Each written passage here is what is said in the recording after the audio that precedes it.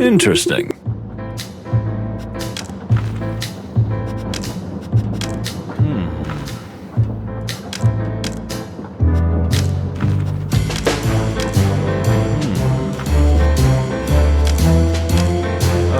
The wild ones. No.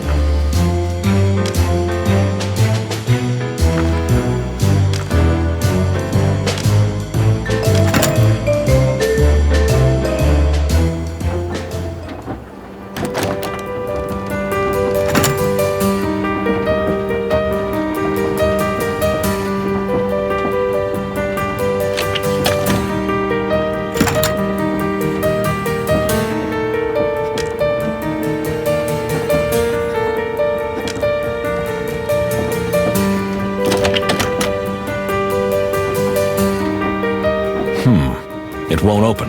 What? Did he lock his door? But why? Mr. Honk Honk, can we talk to you? No! Go away! But please, you can't just lock yourself in there. There's an investigation. In which you are the suspects, and I'm not letting you in. I have rights. What the? Did something happen? Not long ago, you were just talking to us like it was nothing. Just go away, please! Calm down. Whatever happened, I'm sure we can talk about it. What makes you think something happened, Hunk? What if I could just see through this whole game? It was you, and you're trying to cover it up with all this forced detective stuff. You're not fooling me anymore. But please, it doesn't make sense. Why would we... The king is involved in this, right? It's all a deliberate plot to start a war. I knew it. I knew it from the beginning. Are you completely berserk? What are you honking on about? Whatever it is you're thinking, I'm sure we can explain it. Hunk, I'll bet you can. Hunk! Of course, you've got all the answers written down before we've even started on this journey. Am I right? Am I right? Okay, we're wasting our time here. We can't break down the door. Or can we? No, absolutely not. I don't know what's gotten into Mr. Honk Honk, but I think we'd better leave him alone. Yeah, I think you're right.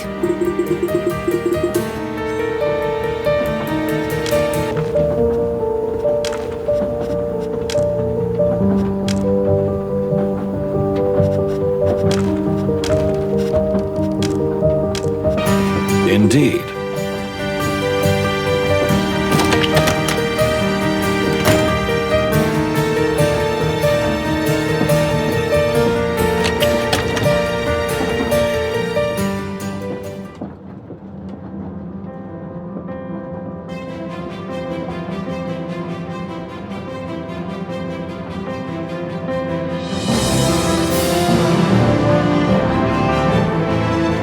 Where was this picture taken?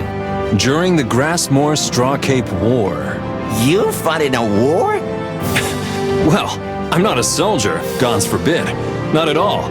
But my crew and I did take part in a few missions as mercenaries on the side of the Grassmoor rebels against the invaders from the Fran Empire. Now you've grown a little in my eyes. Just a little. You're a veteran too, huh? The type who thinks only the military can make a real man out of someone, huh? Well, I wouldn't say it like that. But ultimately, yeah, there's something to it. Well, my sweet little kitten, if there's one thing I can tell you, it's this. The military may toughen the soul, but war breaks it. So, I didn't stay on the front lines for long. You didn't desert, did you? No, of course not. But when my contract expired, they asked me if I wanted to stay for another deployment. I said, so long, and thanks for all the fish. No more war for me. Unfortunately, not all of my comrades made the same decision. You lost someone? Many. But I lost someone close that I grew up with. See that handsome pig in the picture? That's Bubba. He was my best friend, and the bravest pilot the wilderness ever carried on its back. He was shot down 3 days after I returned from the front. We're truly sorry to hear that. My condolences, buddy. I know how you feel. I know you do, kitty.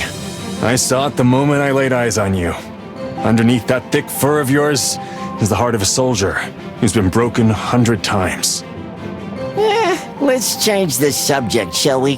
Hey, you brought it up. Not a Goldfinch 2 with custom grip inserts. Well, well, do we have an art connoisseur here? Or a collector? Nah, not at all. I just know a little bit about firearms. And I have a small, really modest collection. Don't tease me, kitty. Tell me, which is your favorite gun? I have a Sinclair 931 model with real battlefield grime on it, and a little Mouseman MG3 from 899. Feathered skies. I had one of those too. The kind with the underhammer percussion system? Yeah, just like mine. It's so cool. I'm completely left out of this conversation. Don't take it personally, Moses. I feel the same way when you talk about flowers. Touche. No. No. Are you taking painkillers? This? No, not at all. It's a vitamin I take to keep my feathers silky smooth. I just can't live without it. You're a real show-off, aren't you? Show off? More like show bird. Thank you for your honesty. I hope your feathers stay shiny. They will, buddy. Don't worry about that. Are you taking painkillers?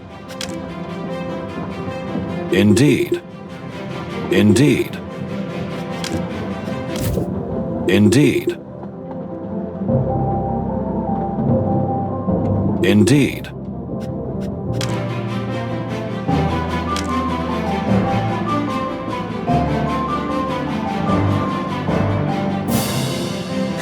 A real heartbreaker. Am I right? Well, let's just say I'm the type who's not yet ready to settle down. And you have a girlfriend in every harbor. Huh? How did you know that? Well, well. Well, well. A whip? How cliche. Have you ever seen a treasure hunter without one? I've never seen a treasure hunter. Then how would you know if they carry whips or not? I never go anywhere without mine. And the ladies love it. I beg your pardon. Nothing. Indeed. Indeed.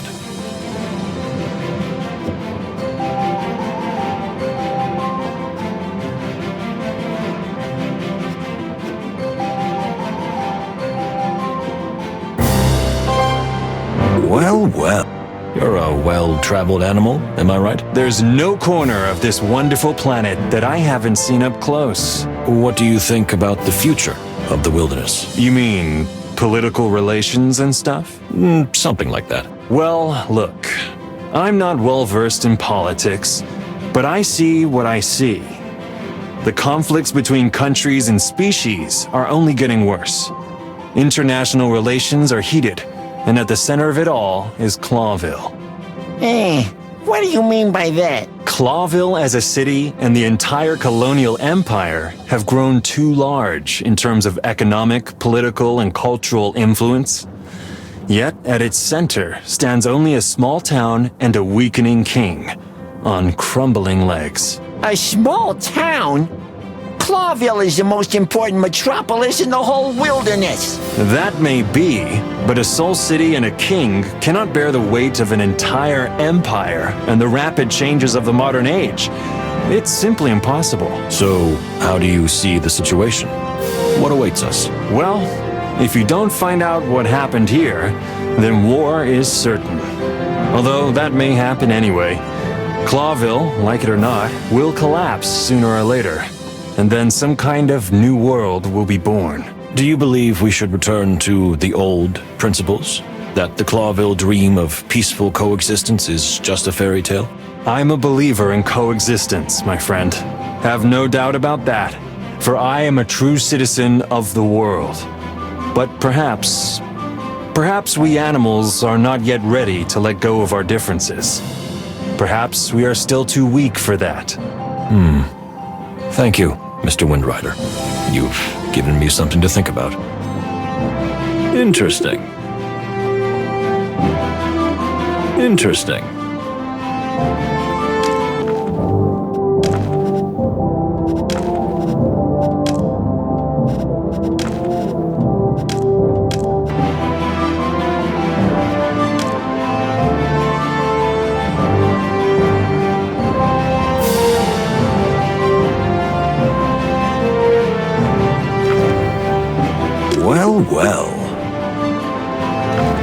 Indeed. Indeed.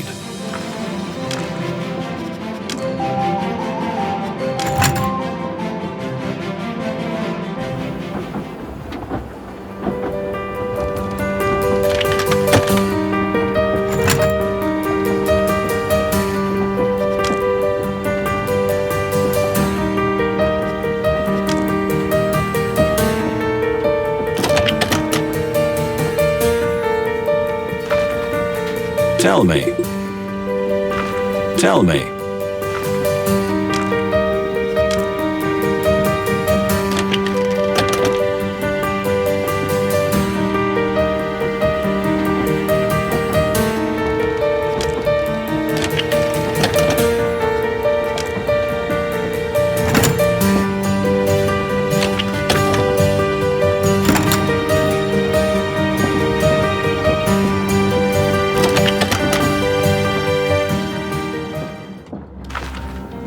Indeed.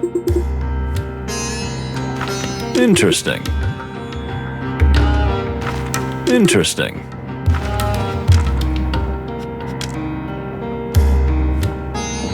Let's see. Let's see.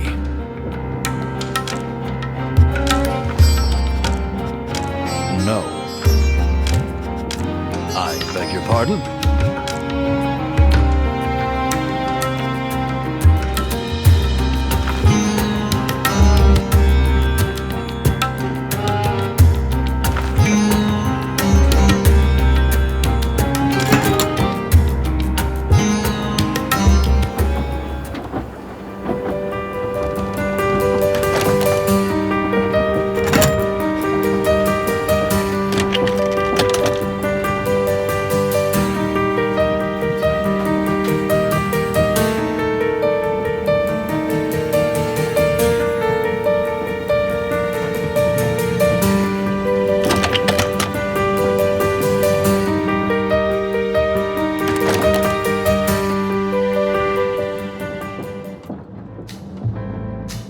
Let's see.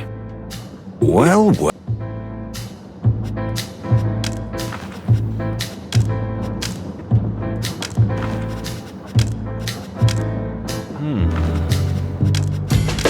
No. Well, well. Well, well.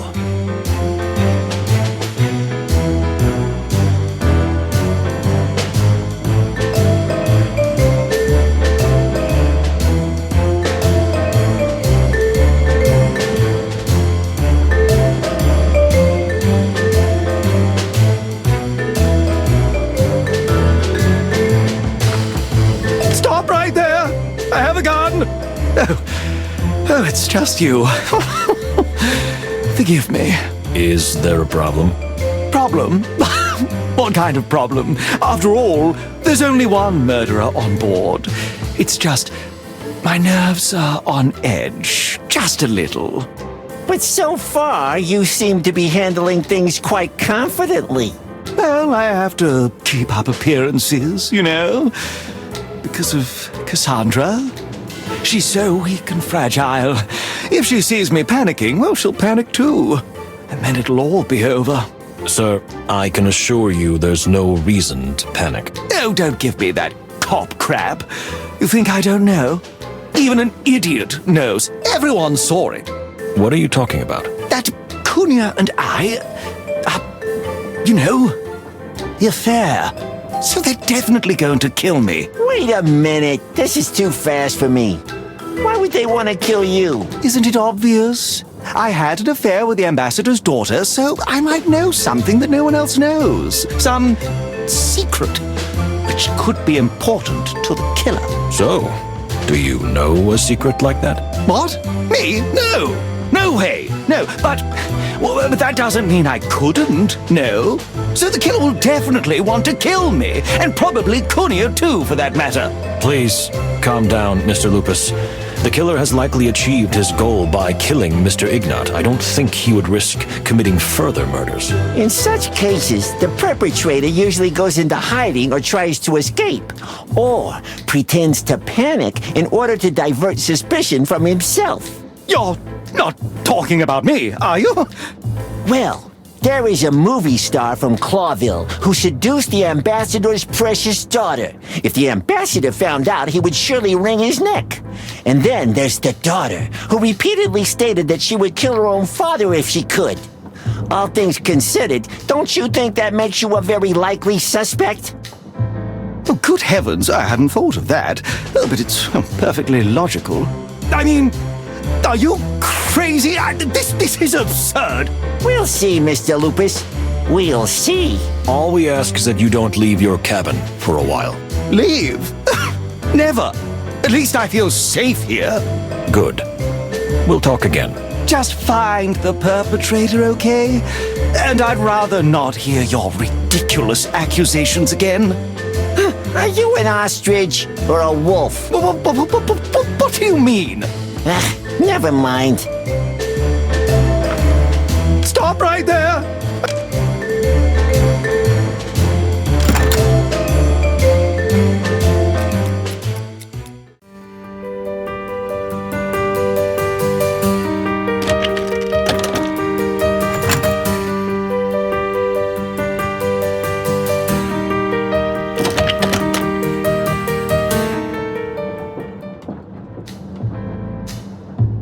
Well, well.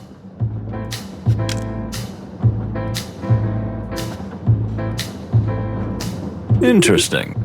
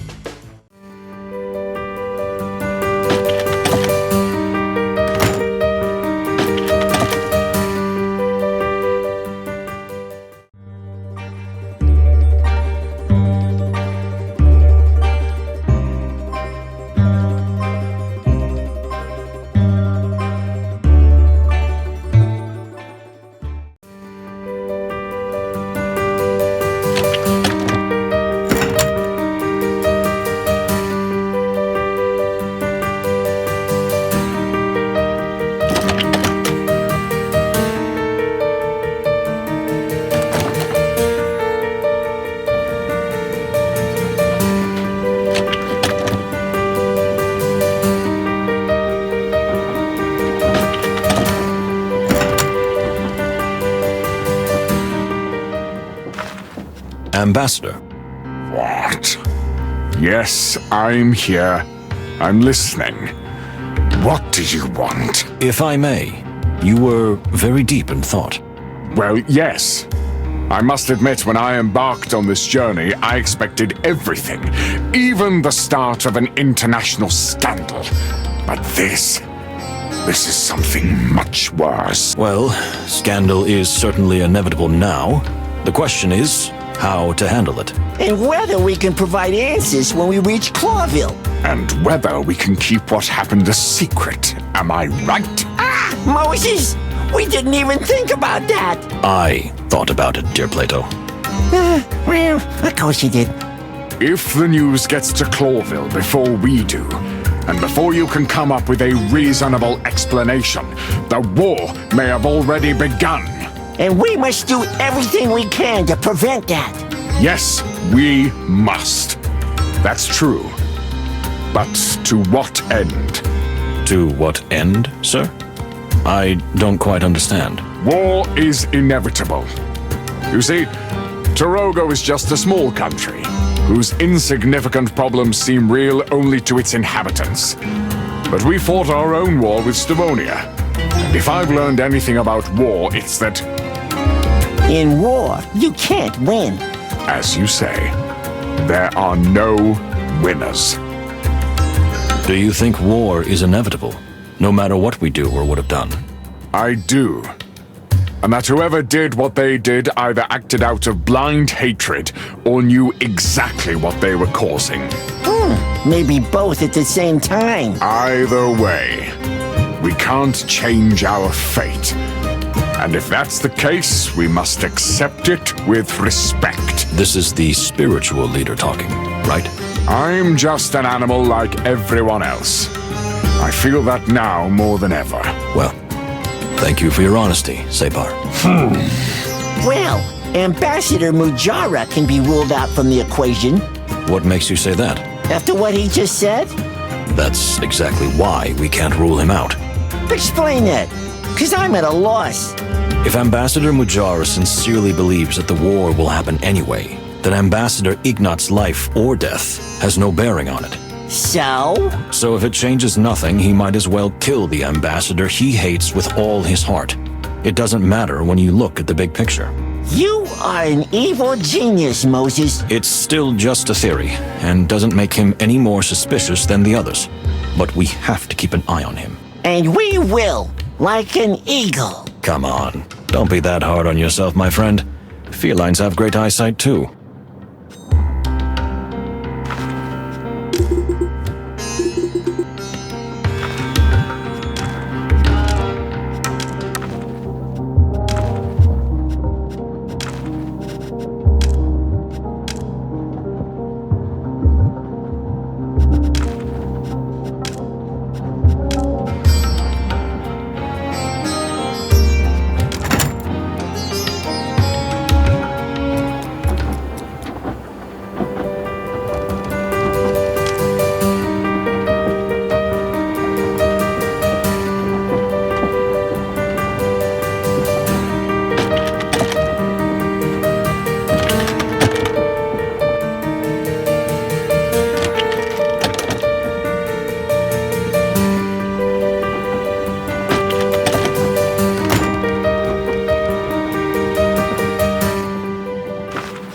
So, Mr. Windrider. Mr. Wildflower? You knew what that box was when it fell out of Mr. Hong Kong's hands? That's right. May I ask how you... You see, I'm a well-traveled bird. I've been to every corner of the wilderness. And of course, all the colonies.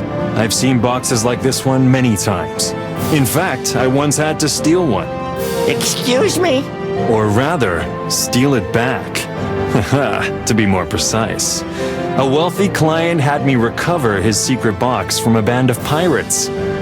It was child's play. Do you know anything about this particular secret box? Look, I've never seen this one before.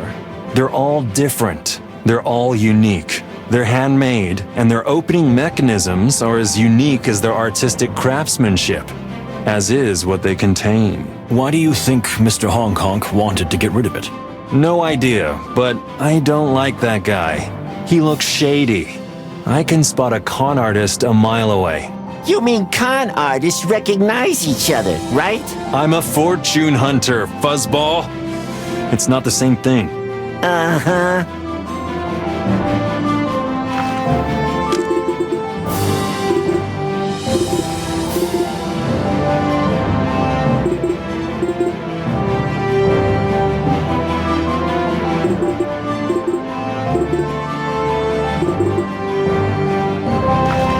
Yes.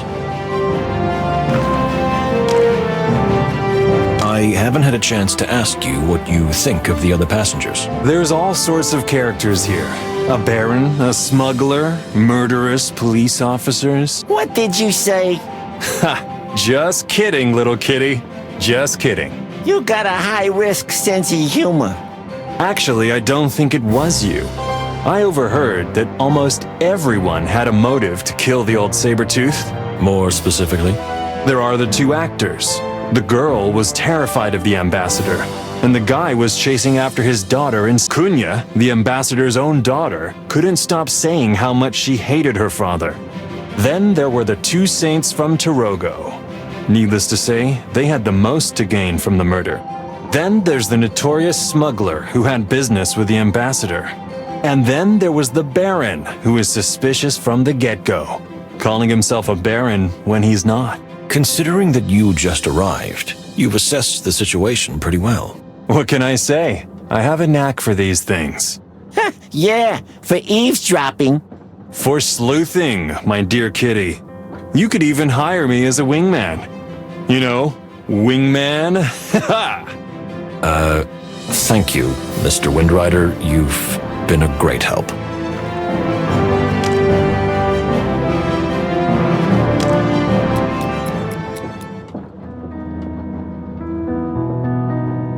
case makes my head hurt, Moses. Yes. I think it's better to call it a day. And Hello! Are you there? yes, well, what would you like, Mr. Windrider? I think you need to come right away. I mean, immediately. What happened? Someone's been killed. Again. What? No, that's impossible. It can't be. They'll kill me for this. Pierre, what's going on? They're going to kill me. What? How? You? Why? It doesn't matter. If we can find out who did it, I'm already finished. I'll lose my job. I'll go to prison, a labor camp, or worse. Please, Pierre, pull yourself together. No, you don't understand. I'm an insect. I shouldn't even be here.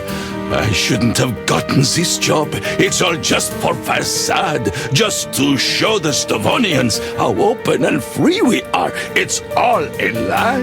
And now I'm done for. Well, that's, brutal. Please, Pierre, believe me, I understand how you feel, but you have to help us. No, detective. You don't understand. Okay, you're right. I don't understand. I can't understand. But one thing is certain. Without you, this case will never be solved. And after this all ends, my partner and I will vouch for you. But please, help us. If we don't get to the bottom of this, then the word of two suspects won't help me. Quite the contrary. That can't happen.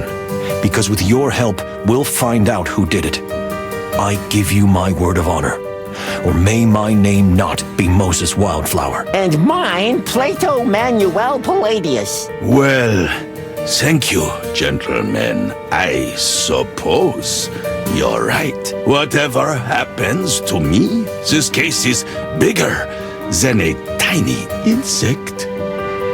That's true. But you are neither insignificant nor tiny, Pierre. I don't care what others say. Without you, we might not be alive today. Gentlemen, I thank you. Well, what are we dealing with here? It's better if you see it with your own eyes. And here endeth the tale of the Black Goose. I didn't expect this. This story must have been written by a lunatic. What do you think? What could have happened?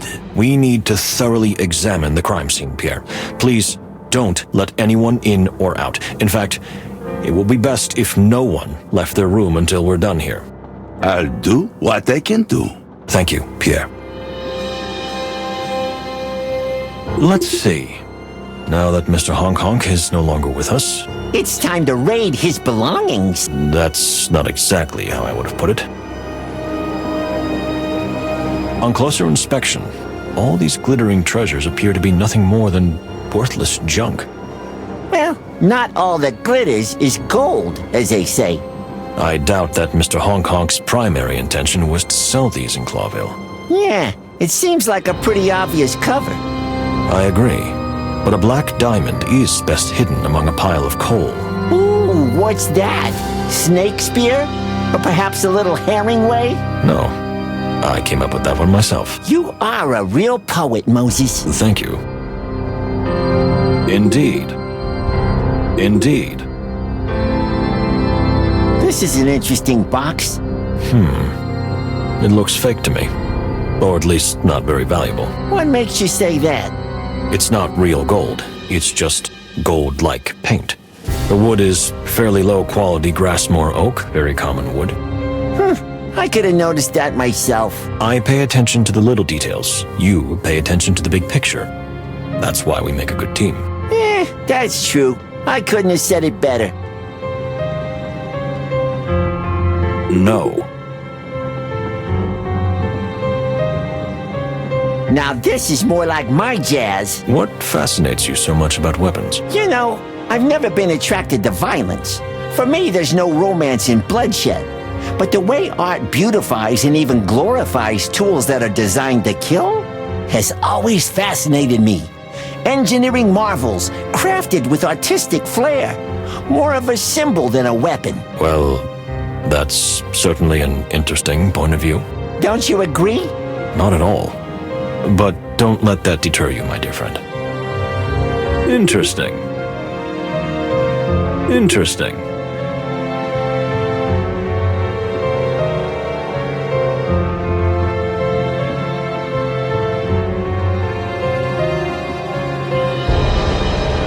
Look, Moses, there's something here. Some kind of message?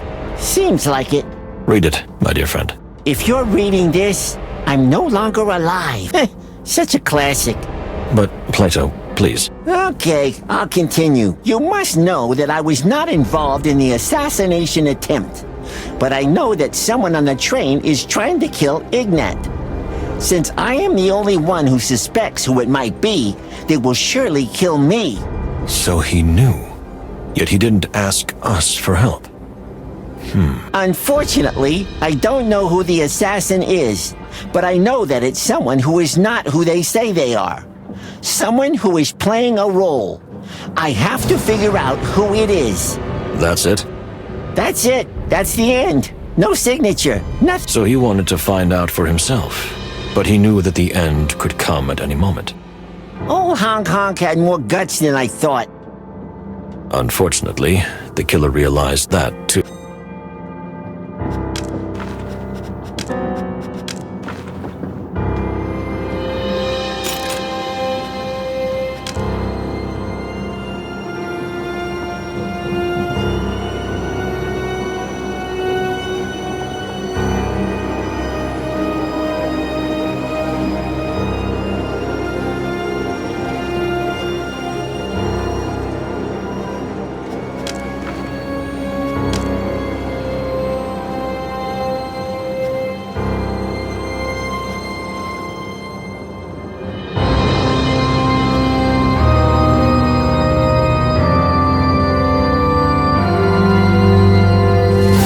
Indeed. No. Listen.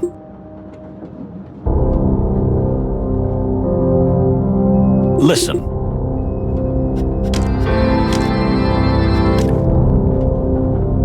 Let's see. Let's see.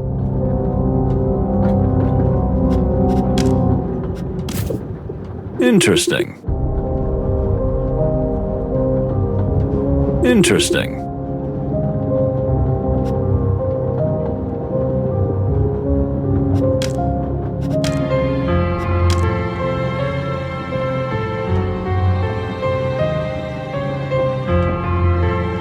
Let's see.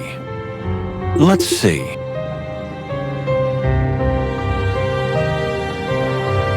Interesting. Interesting.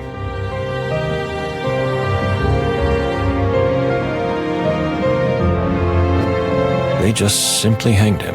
Are they trying to make it look like suicide? Maybe it is. We don't know yet. I don't think so, though. There's something creepy about him hanging there. We should take him down, shouldn't we? We'll do that as soon as we've finished our thorough investigation of the scene. I wouldn't have believed it. But I honestly feel sorry for this son of a bird. It would have been better if we had caught him and brought him to justice for his crimes. You and your obsession with justice. But he was a real animal, and now he's really dead. Don't think I'm completely insensitive, Plato. I've just learned to block these things out. I have to be the one who focuses on the case and nothing else. Are you saying I'm getting carried away with my emotions? It's because of your emotions that I'm still sane, my dear friend. And still alive. You always know what to say to me, don't you? How long have we been partners, Plato? 8 or 10 years. Who's counting? 8 years and 132 days, to be exact. Of course, you're counting. Well, let's focus on the facts. What else do we see?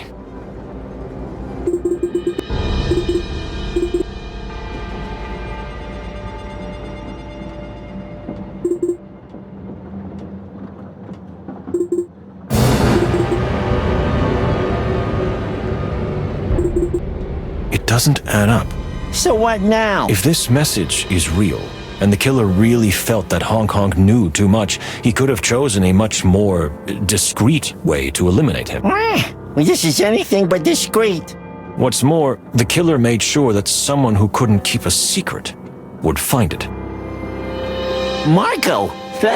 The magpie has already crowed about it all over the train. Probably. So the killer wants to cause panic. They want confusion and chaos. So we all turn on each other? Maybe. Or so we won't notice when they escape. Then what do we do? Lock everyone in their cabins until we reach Clawville? I'm afraid that's not feasible, although it's not a bad idea. But I must remind you of something, my dear friend. Nah, when you say that, it always means terrible news. Unfortunately, we don't have an alibi for the time of the murder either. Only the two of us know that we were in our own cabins. So we'll be the scapegoats? Well, in any case, we are just as suspicious as anyone else. That's why we wouldn't have the right to lock up others unless we lock ourselves up too. You and your unassailable logic. We'll lock this room, and we'll go to sleep. Here we go again. How the hell can you sleep after all this?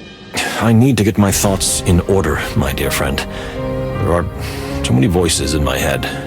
They're saying too many things at once. The voice in my head is telling me to get off at the next stop and never look back. That wouldn't be proper for a gentleman, would it, my dear Plato? Well then, good night, Moses. I'll try to sleep, but I can't promise anything. Try to switch off your brain, my dear friend, and get some rest. I doubt we'll have any more surprises tonight. Tomorrow, we'll tackle the matter with renewed vigor. So be it, Moses. And then tell me in the morning what you saw in your precious little mind garden. Plato, I've told you 1,000 times there is no such thing as a mind garden. Of course there is. Don't deny it. You talk about it in your sleep. Can we just change the subject? You don't have to be shy in front of me, Moses. Everyone has their way of calming their mind. You have a garden. What do you have, while we're on the subject? What do I have? Well, I mean... Come on, don't be shy. Especially after lecturing me so much about opening up. A house. A house? More like a cottage. A little cottage next to a beautiful rice field, shaded by tall trees. Is that where you want to retire? No, that place really existed, but it's gone now. Oh, I see. There was someone else there, right? You don't have to talk about it. I won't. As you wish, my dear friend. Good night, Moses. You too, Plato.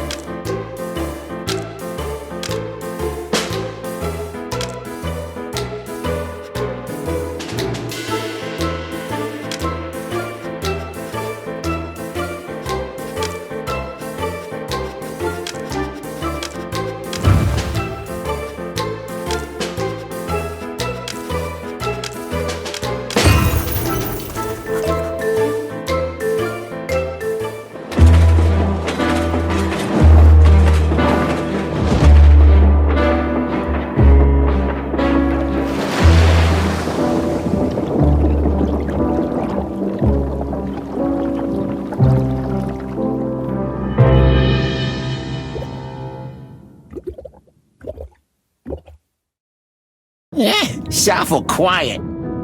Quiet? What do you mean? Weren't you expecting some kind of twist? Another murder or pirate attack? Last night's twist was more than enough for me. But something's changed. I see. It looks like we'll be arriving in Nautica soon. How is this train able to travel underwater? We'll find out soon enough. I suggest we take a walk. Good idea. I need to prepare myself for this arrival. Are you afraid of water? I'm a cat. Water is my arch enemy. Well, let's just go with the flow, shall we? You know, Moses, your sense of humor is improving. It still sucks, but it's improving. Thank you, my dear friend.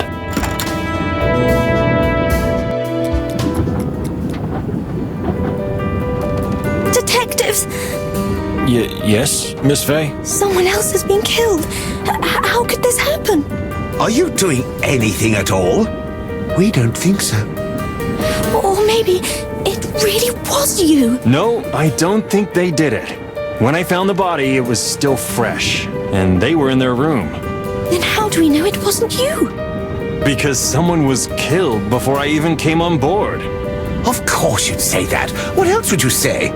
So predictable. Please, everyone, calm down.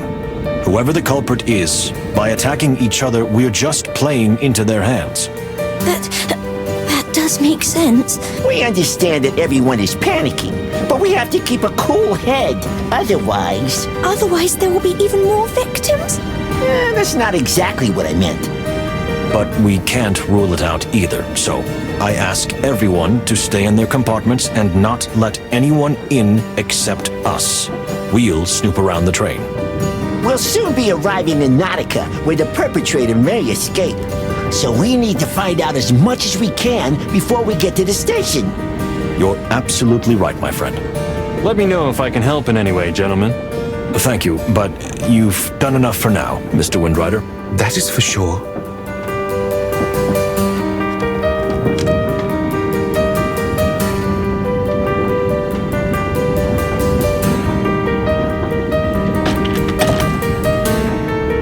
No.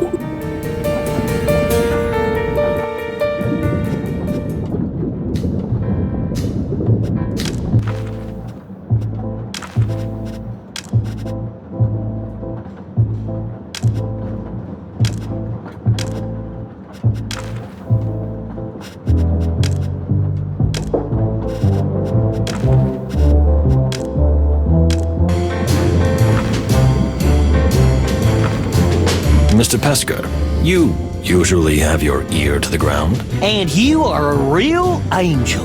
Ahem. Thank you. But let's not get sidetracked. So, you know a lot about the passengers?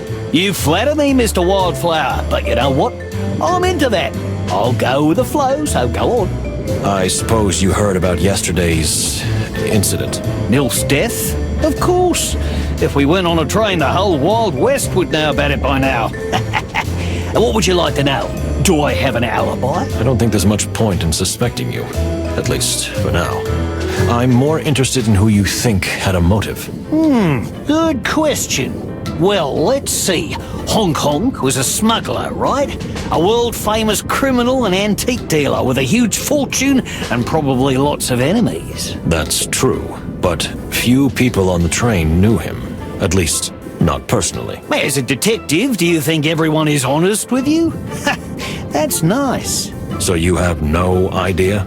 I say, my friend, that on this train there are secretive, even mysterious, greedy, petty, vengeful, jealous, and perhaps even innocent animals. It's a real traveling circus. So you're saying it could have been anyone? Even you? Maybe it was the red herring himself.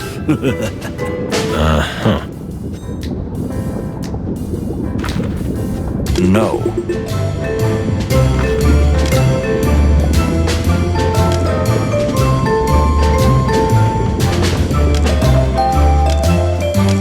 I don't know what you're implying.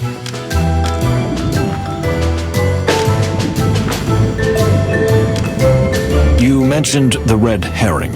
You were joking, if I'm not mistaken. Sometimes it's hard for me to tell. Joking? Ha! Not at all, my friend. The red herring is a real person, and I have reason to believe he is here among us. What makes you think that? Well, you see, the red herring is allegedly the king's super spy. Many believe he is even more than that, a hero working to create a better world. And what do you think of him? I don't think anything. I just observe and gather information. But if you really think about it, the herring must be on the train. Why is that? I'm sorry, but I still don't quite understand. If he really is a super spy in the service of the King of Clawville, our dear Hector, then he surely wants to ensure the success of the trip, or at least report to his superior. And if he's a masked vigilante, even more so. Either way, our little trip is of historical significance. And the red herring wouldn't miss the opportunity to be present on screen. You see? It's that simple. And the way events have unfolded, well, I wouldn't be surprised if he had a hand in it. That's pure baseless speculation, Pesker. Of course it is. But isn't that what your job is? Speculating until you find some acceptable truth? Well, yes. Wait a minute. What if you are the red herring? Me? Come on, don't be ridiculous. I'm just a dirty bum.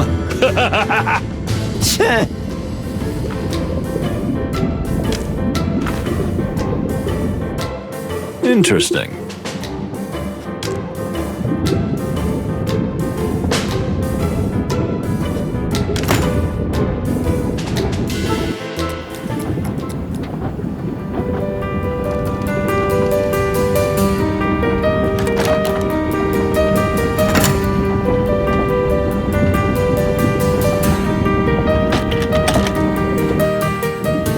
Listen. Let's see.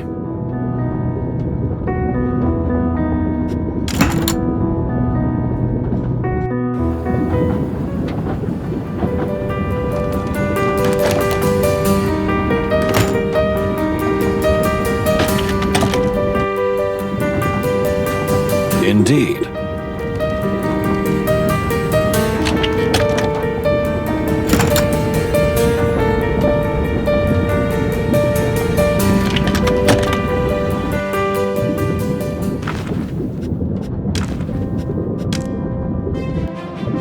Interesting.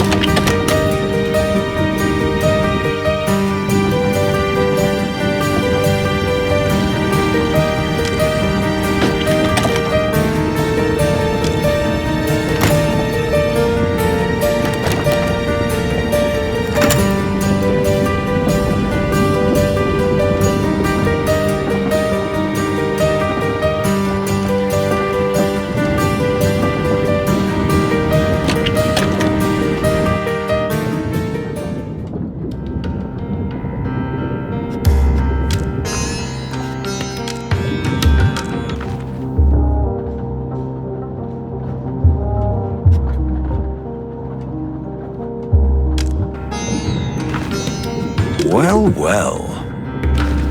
Well, well. My dear, how are you? I know that Mr. Honk Honk was not a good animal, that he was not an honest citizen, but still, it's terrible that this had to happen. Unfortunately, yes. We would have preferred to punish him within the law one day, but it seems that we will no longer have the opportunity to do so. This whole thing isn't... Right. Unfortunately, I have to agree with you. Something awful seems to be crystallizing on this train. Could you elaborate? I don't know. I just feel like this journey is the culmination of something that started a long time ago. That's an interesting thought. Let's see.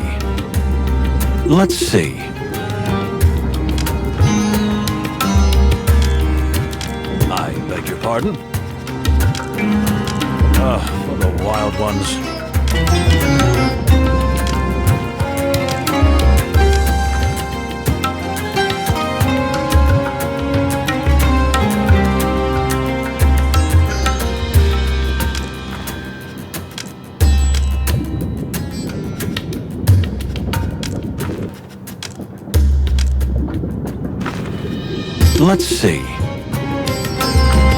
Let's see.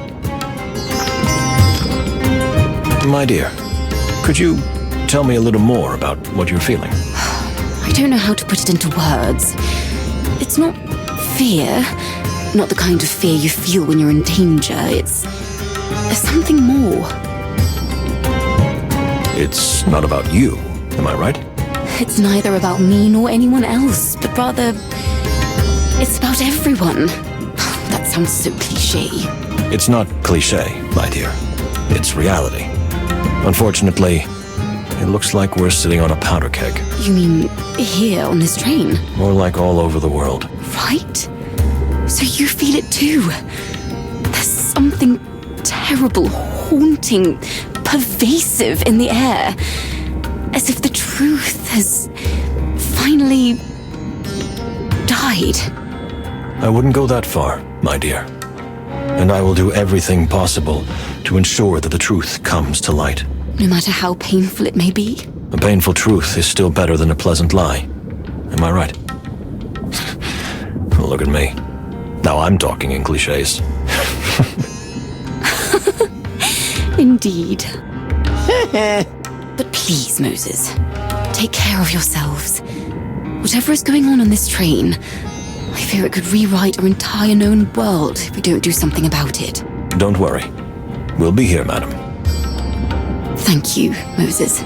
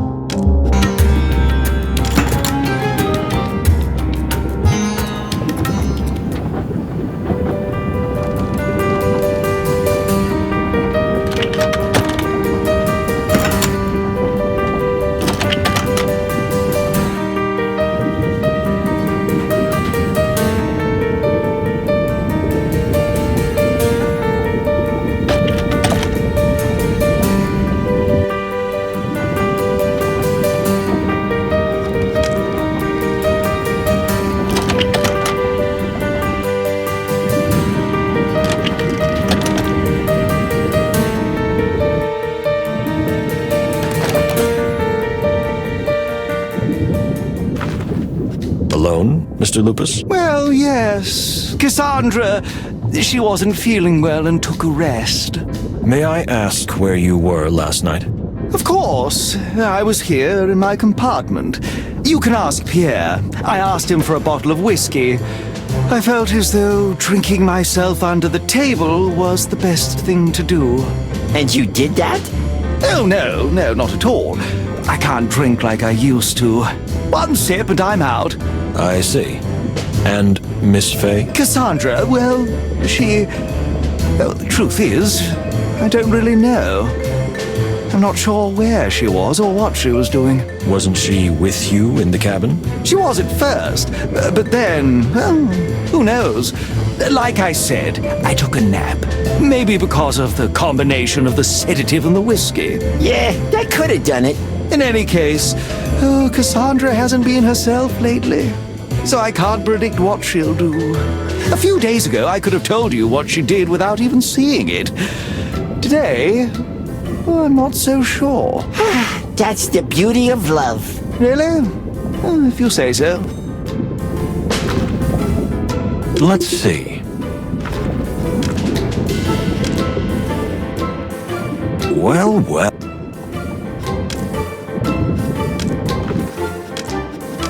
Are you serious? For the wild ones. Are you serious?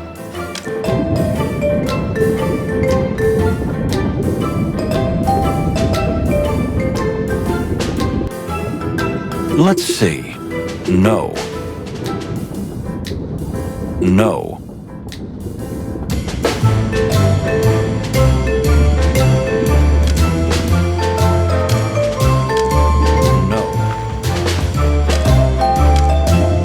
Know what you're implying.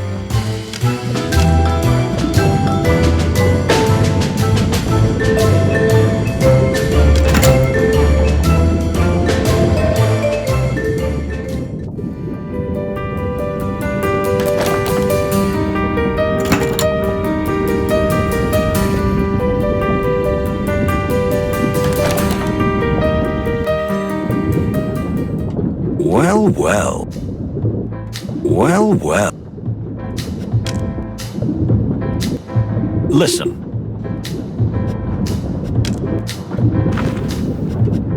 Let's see. Let's see. Oh, you again? Good heavens, why won't you leave us alone? So rude. Dear Baron, have you heard about the latest incident? Ha, of course I've heard. My dear sister told me. Your sister? You mean... My late sister, yes. Walls are no obstacle to her, nor are closed doors. And your sister told you what happened? Exactly. She saw a strange, dark figure and heard some weird noises. Someone said, "It can't be you." When exactly did this happen? Artemisia woke me up at dawn to tell me that something terrible had happened, that someone had been killed again. I understand. You understand? Good for you. So you're saying that your sister, who happens to be a ghost... A spirit, not a ghost. She doesn't haunt or hurt anyone. Okay, so your sister, who's a spirit, roams the corridors at night and sees and hears everything? Well, spirits never sleep, you know. So she sees and hears things that we don't. Is that why you seem so tired? Distraught? I'm always extremely tired when Artemisia wakes me up at night. She always tells me disturbing, awful things. I think I understand. Please fill me in on this, too. Thank you, Baron. Will you leave me alone now? I want to sleep as much as I can. This underwater hell is giving me the heebie-jeebies. You said you understood. But what exactly? This guy is completely nuts. I think Mr. Whisker is simply a sleepwalker. That's why he's always tired when his sister visits him at night. And that's why he sees and hears things that he vaguely remembers in the morning, as if it wasn't him, but his sister who experienced them.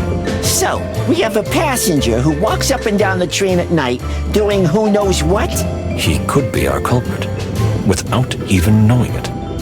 Well, to my slimy, hairy furball. Let's not get ahead of ourselves. I would ask him a more pointed question first. Well, well. Well, well. Listen.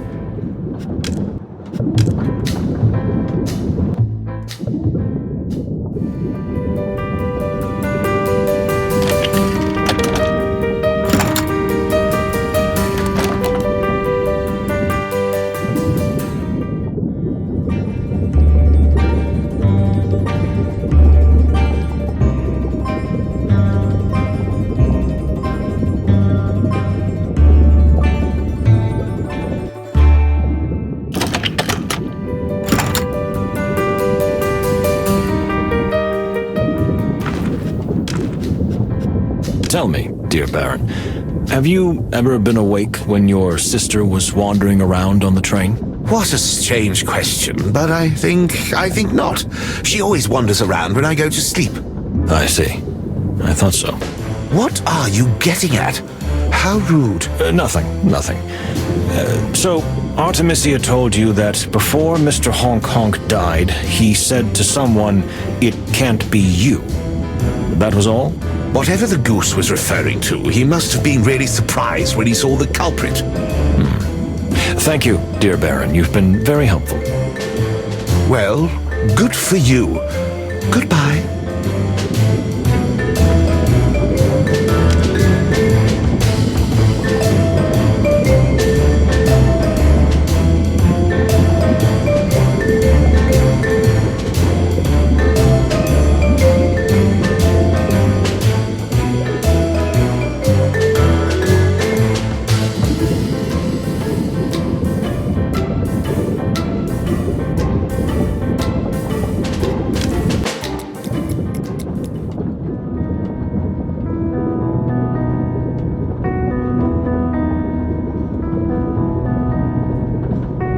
Have we become smarter?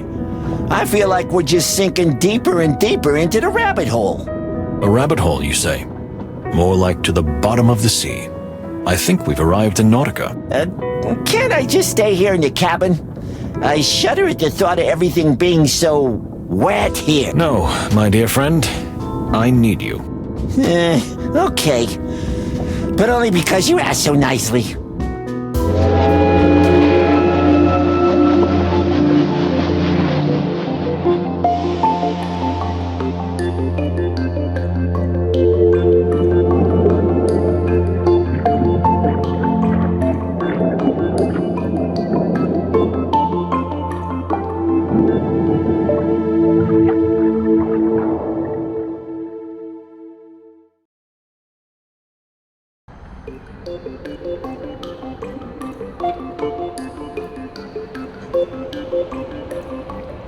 We arrived in Nautica.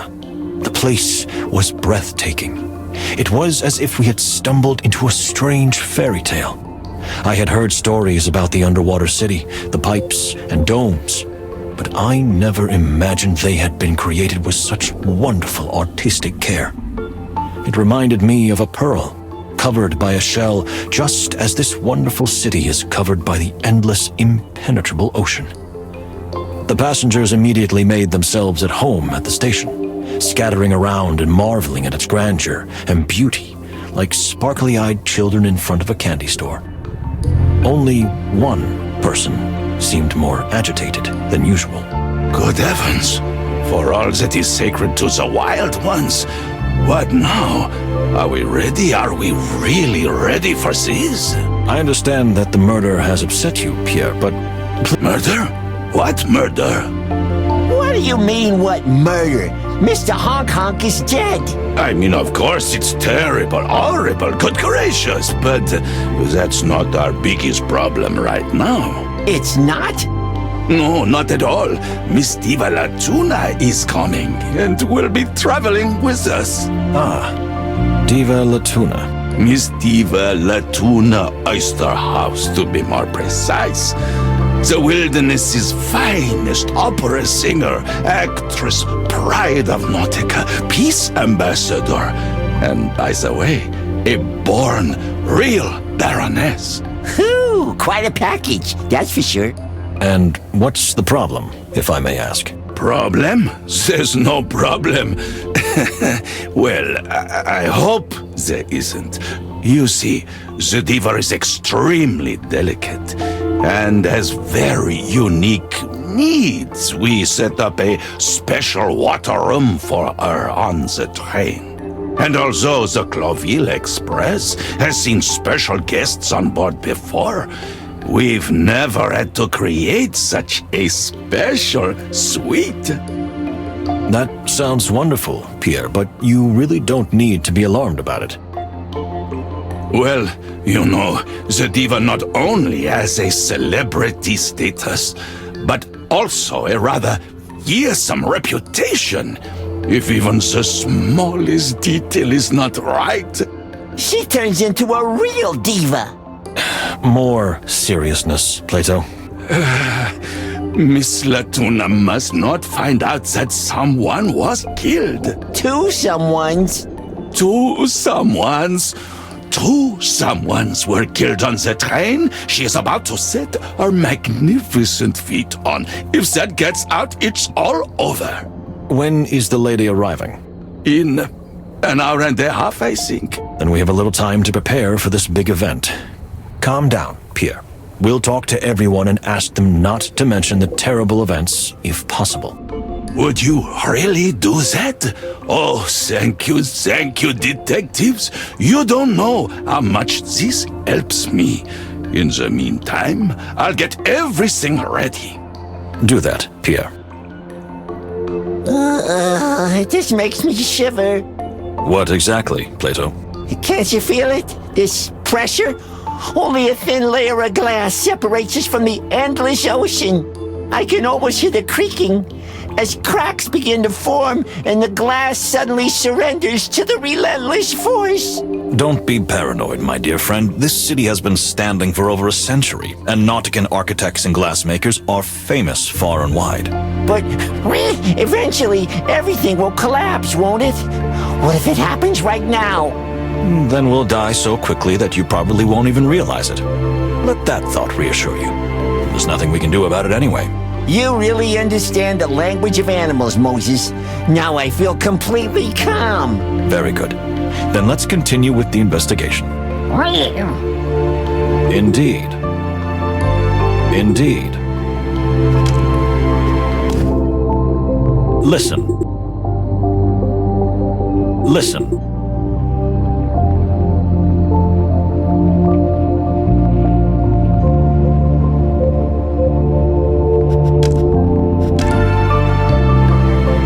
Where do you think this leads? I think it leads straight to the ocean. I guess the workers who monitor the station's condition use these to go in and out. To the ocean? But then why do they leave it open like this? What if someone falls in? Just watch your step, Plato, and you'll be fine. Indeed.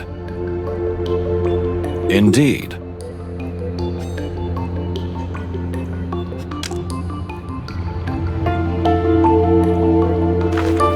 Let's see. Listen. Listen. Fantastic, isn't it? A bird in an underwater city.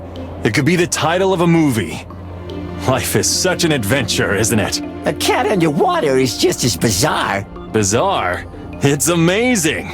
Just look around. You said you've been everywhere in the world, but it's as if you're seeing Nautica for the first time. I have been everywhere, buddy, just as you say. But Nautica is huge, and the central station is the heart of the city. I'm more familiar with the more remote areas. You know, where people are up to no good? No, people who are less wealthy. Come to think of it, did you even buy a ticket when you sneaked onto the train? Oh, my, look at that! A seahorse guy who's expecting a baby! Isn't that wonderful? Whoa, did he just brush us off? Just a bit. Just a little bit.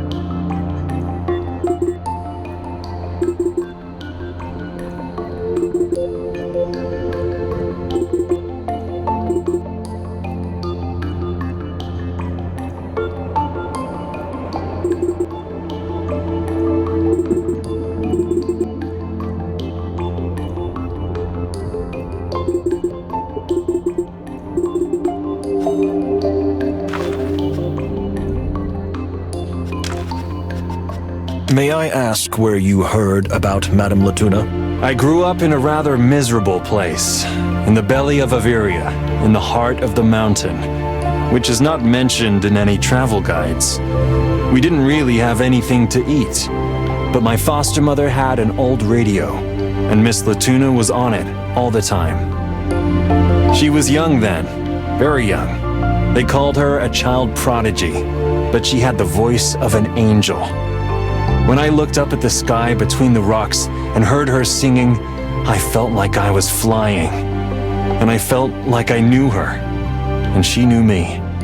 Then, as much as I could, alongside my my shipping business, I followed her career.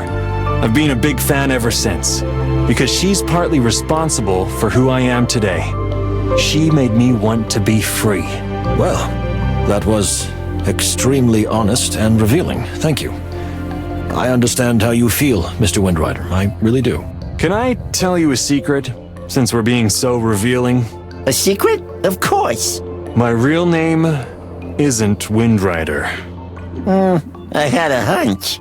Then, what's your real name? My real name is Marco Paniatopoulos, but I felt it was a bit of a mouthful for an adventurer. Yeah, I can understand that. But your name isn't Wildflower either, is it? Yes, that's my real registered name.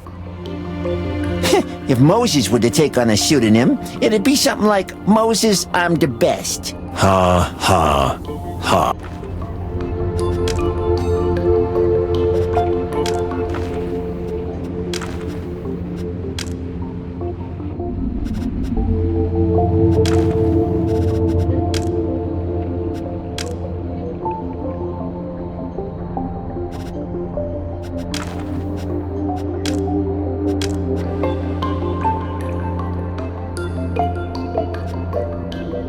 Indeed.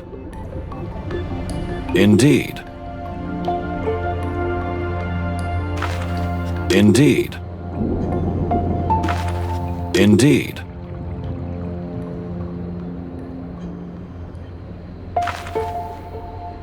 Dear sir, I imagine you too have been deeply affected by recent events? Just another corpse, am I right? I'm not even surprised anymore. We understand why you feel this way. Nevertheless, we would like to ask you something. Me? What is it? You want me to do your job for you? We just wanted to ask you not to mention the murders to the new passenger when she boards the train. Of course, it will probably come out eventually, but to avoid panic, it's better not to rush things. What do I care who panics and who doesn't? This train is already heading for its doom. Please, Separ. It would mean a lot to us and to Pierre. All right. Why not? It doesn't bother me anymore. I'll keep quiet, because it doesn't matter anyway. My mission is over. Your mission?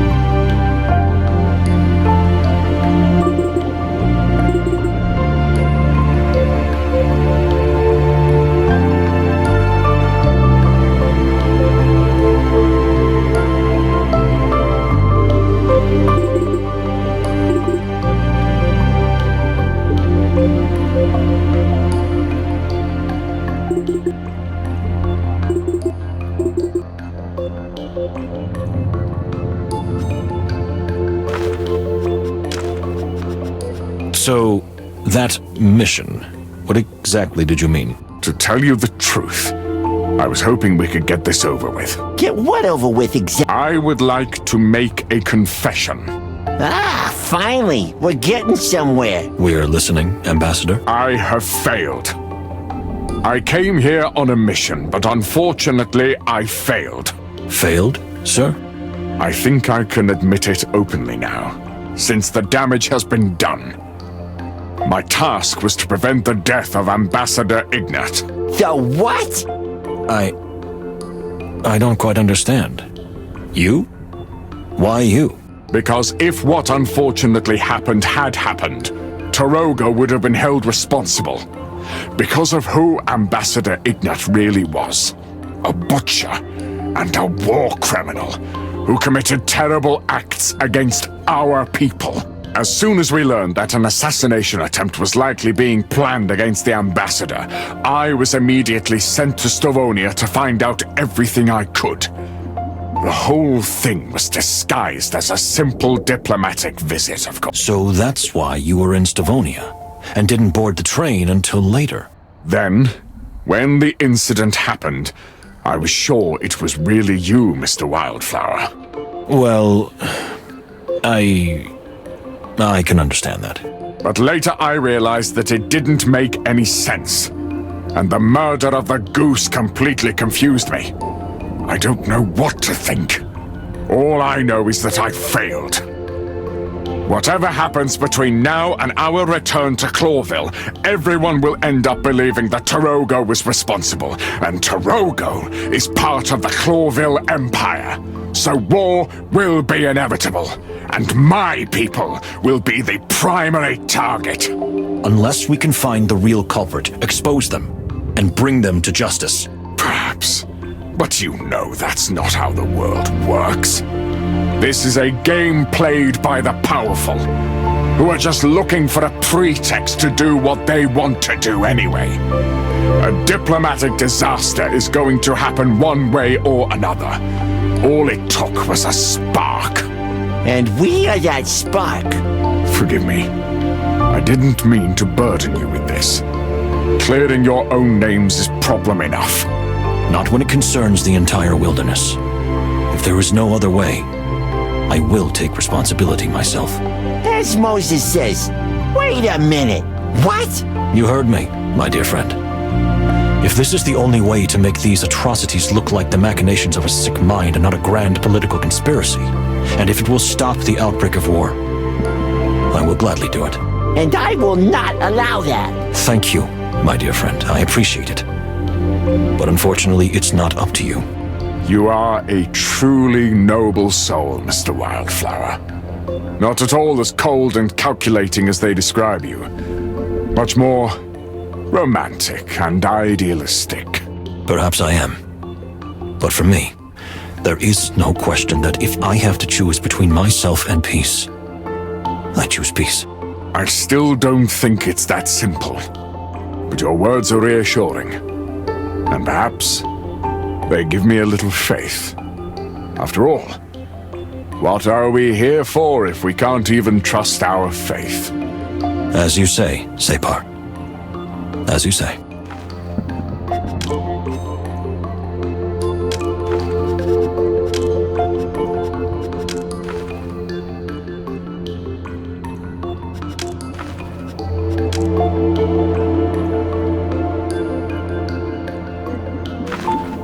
Let's see. Well, well.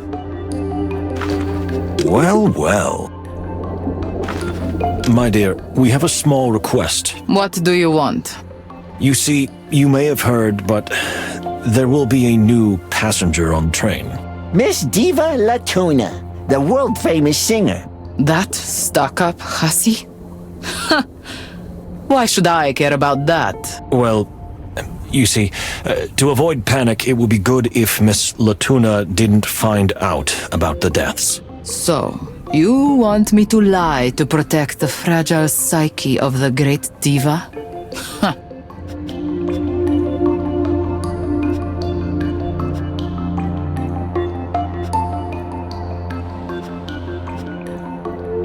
Well, if it's that important to you, why not? You gave in easily, if I may say so. Don't push it, detective. I might change my mind. But you know, sometimes a kind word can solve everything. I agree on that. Anything else? No, I don't think so. Then, goodbye, gentlemen.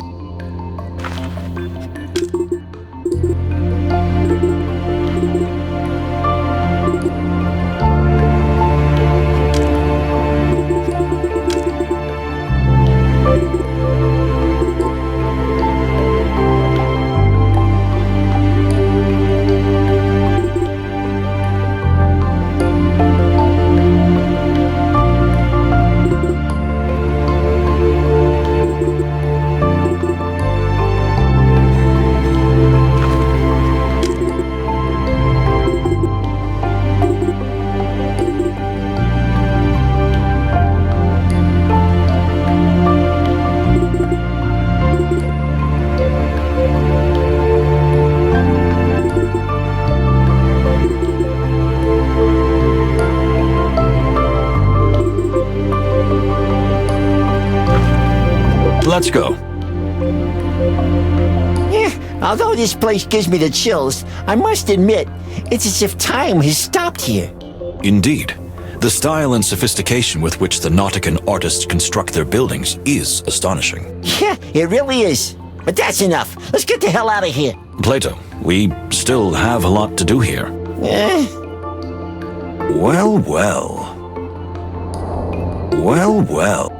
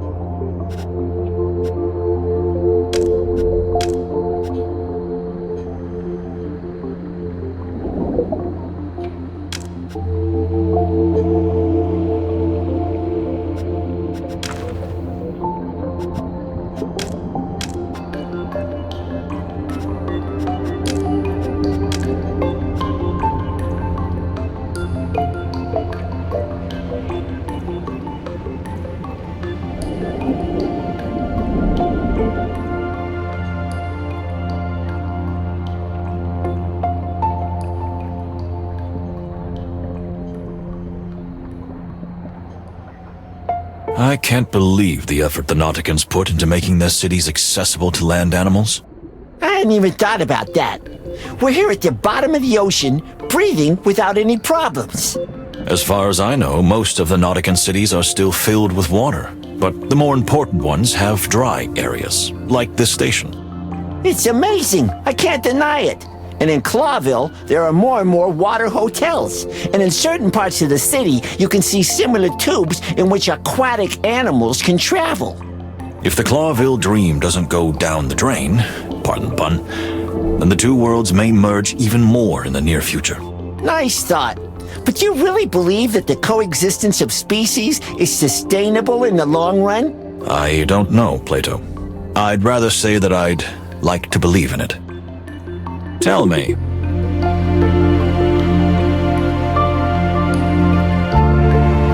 Tell me.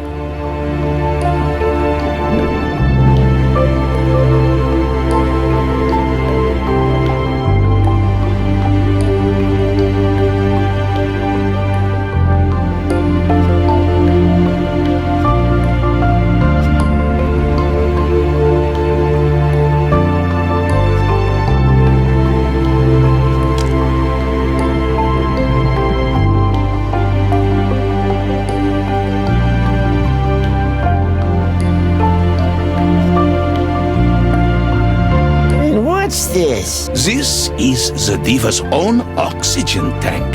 Or to be more precise, it contains oxygen-enriched, purified, and scented seawater, which Miss Latuna will breathe during our trip. Scented water? I didn't see that coming. Well, yes. Purified, refined, and scented water is quite fashionable amongst the Nautican elite. I have no further questions. Interesting. Interesting. Well, well. Well, well.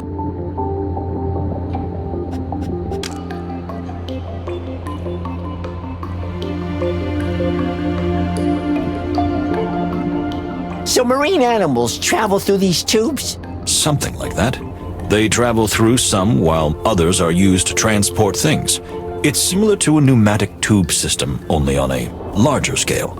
And filled with water, which makes the system even faster thanks to the pressure. Indeed. A valid point. What must it feel like to travel in one of these? Yeah, I'm gonna pass on that. Thanks. Where does your irrational fear of water come from? Irrational? It's the most rational thing in the world. At least, for a feline. The wonder of the mind. Science aside, reality is different for everyone. Am I right?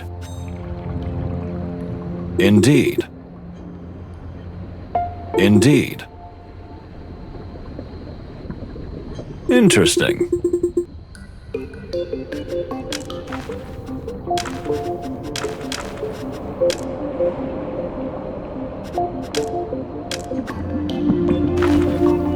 well. Interesting.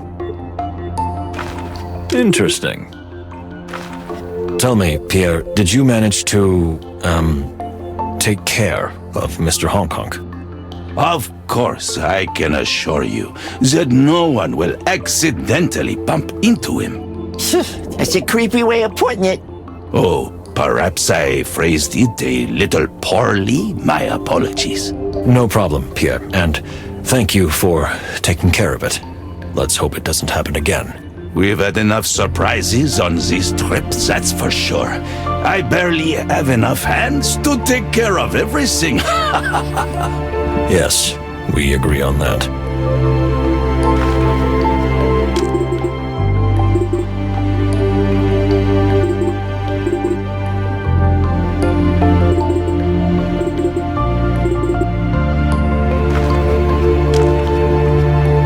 Tell me, Pierre, what else can you tell me about Miss Oysterhouse? Well, she's a world-famous singer who has developed her own unique style. Singing underwater is exotic in itself, but she has taken it to a whole new level. And she's also a real baroness? Exactement.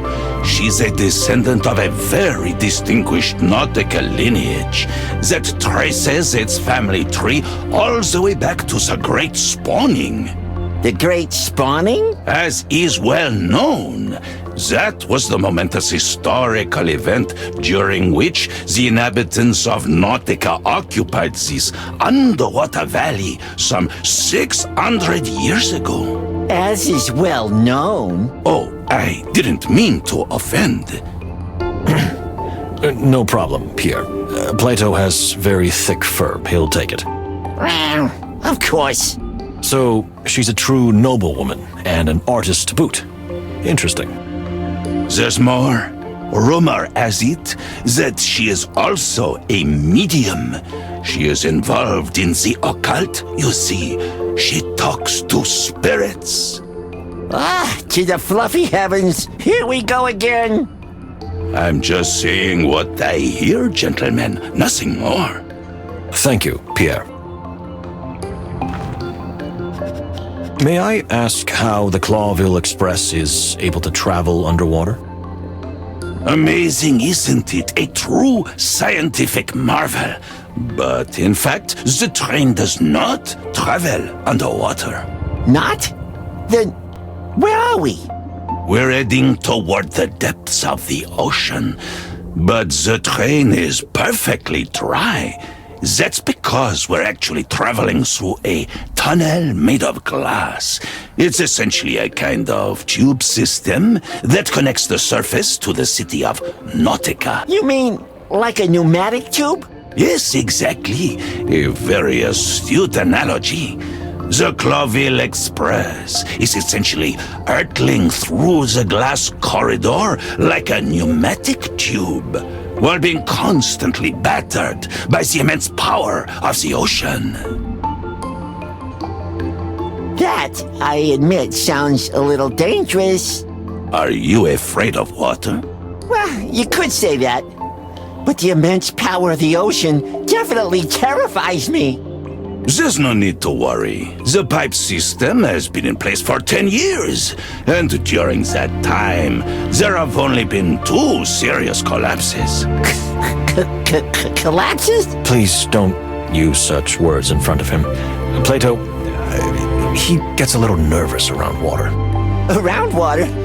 More like right in the middle of it. Well, that especially. But thank you for the useful information, Pierre. You're welcome, gentlemen.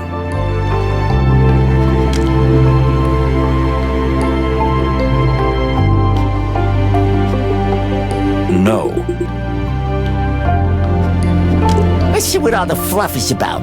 You're not swooning over Miss Latuna, are you? I can't stand it when people idolize someone like that. She's just an animal, isn't she? She may be talented, well-off, beautiful, and rich, but... Well, actually, those are quite a few good points. Anyway, we'll see. I'll try not to be prejudiced. I'm sure she's a really nice lady. If you say so.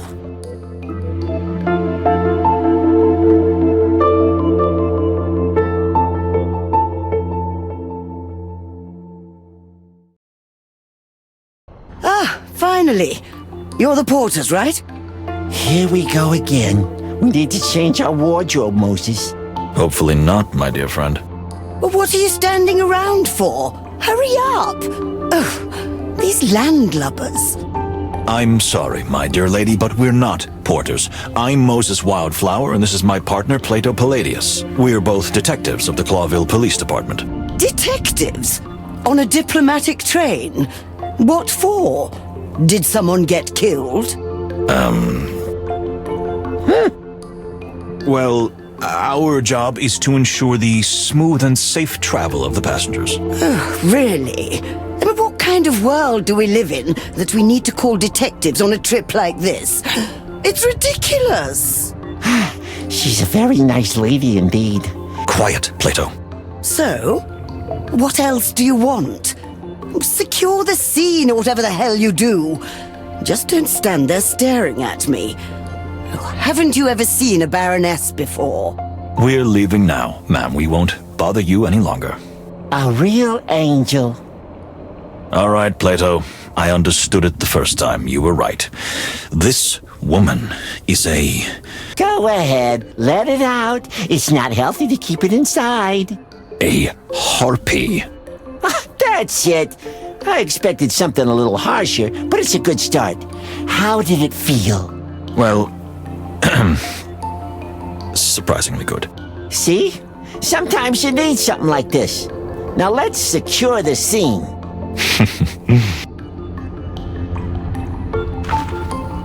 Please say that no one's going to babble about, you know. I don't know what you're talking about. Moses? No, I don't understand either. Could you explain, Pierre? Don't speak in half sentences. You know what I mean, the thing, or rather the two things, the thing we don't talk about. Still don't get it. It is really difficult to communicate with you like this, Pierre. But, you know, oh. Okay, I can't take it anymore. Enough. We were just joking with you, Pierre. A little harmless fun to loosen you up a bit. Loosen me up? I almost had a heart attack. Oh, sorry, that wasn't our intention. Maybe just a little. Gentlemen, please, calm me down. It's okay, Pierre. We've talked to everyone. They won't mention the thing, or rather the two things, to Miss Latuna, unless she asks about it specifically. But why would she do that? Yes, I think that will do for now. Just one more day and we'll be in Clawville. We just have to hold out until then. I'm sure nothing unexpected will happen. Moses? Well, I can't be sure, but I hope so, and we'll do everything we can to make sure of it. Right. Good. That's enough for me. Thank you, gentlemen. And your joke? Once again, I apologize for it. No, you are right. I was a little too caught up in this. It's good that you pulled me out of it a little. See, Moses? Sometimes that's all it takes. A good joke, and everything works out. I wouldn't have believed it, but I'm learning great wisdom from you on this journey, my dear friend. See? I am valuable.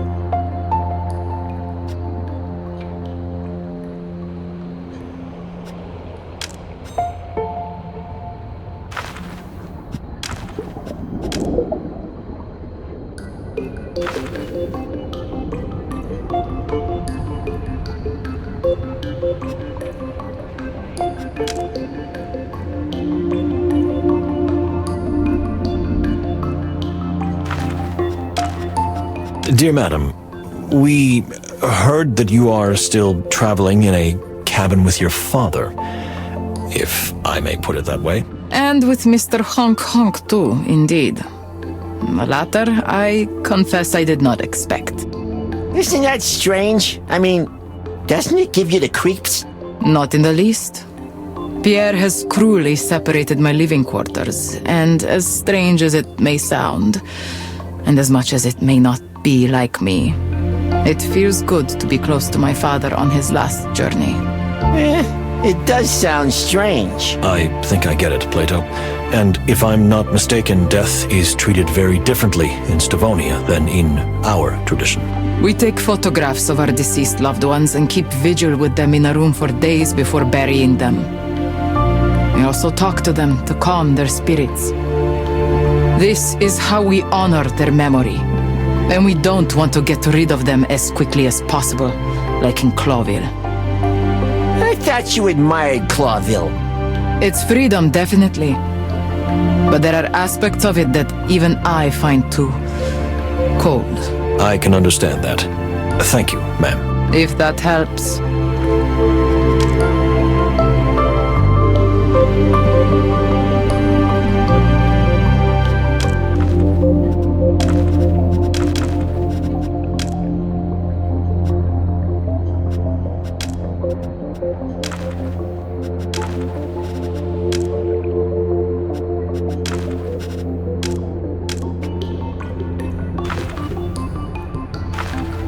Let's see. Well, well. Well, well. A spider? What is he doing here? Oh, and what is this ridiculous uniform? Well, madame, excuse me. I'm sorry. I'm a representative of the Clawville Express. Nonsense! Are you trying to insult me? Oh, what is this? Some kind of joke? Ma'am, I assure you that all is in order. Pierre is not only a representative of the Express, but also a terrific conductor who will cater to your every need during the journey. I can vouch for him myself. Oh, I've never heard anything like this in my life.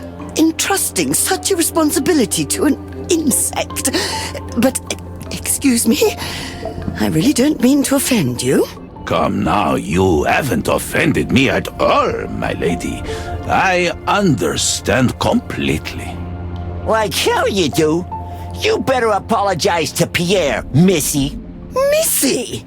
If I may, please, everyone is tired and there are a lot of packages. How about we help you carry them, ma'am? And Pierre will show you to the cabin that Clawville Express has prepared just for you. So you are porters after all, am I right? But that's the first sensible thing I've heard today.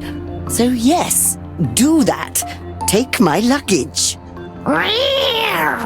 Plato. Yes, Moses. Let's take the luggage.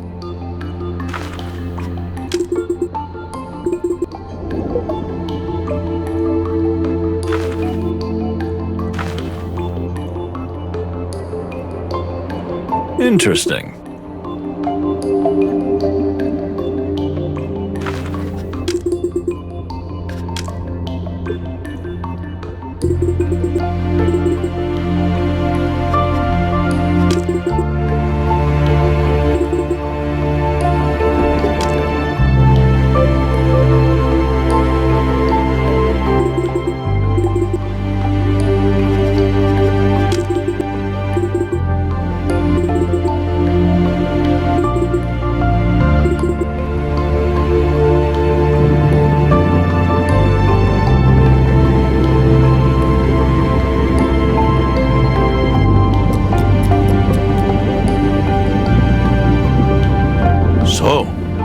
This is it. The water room.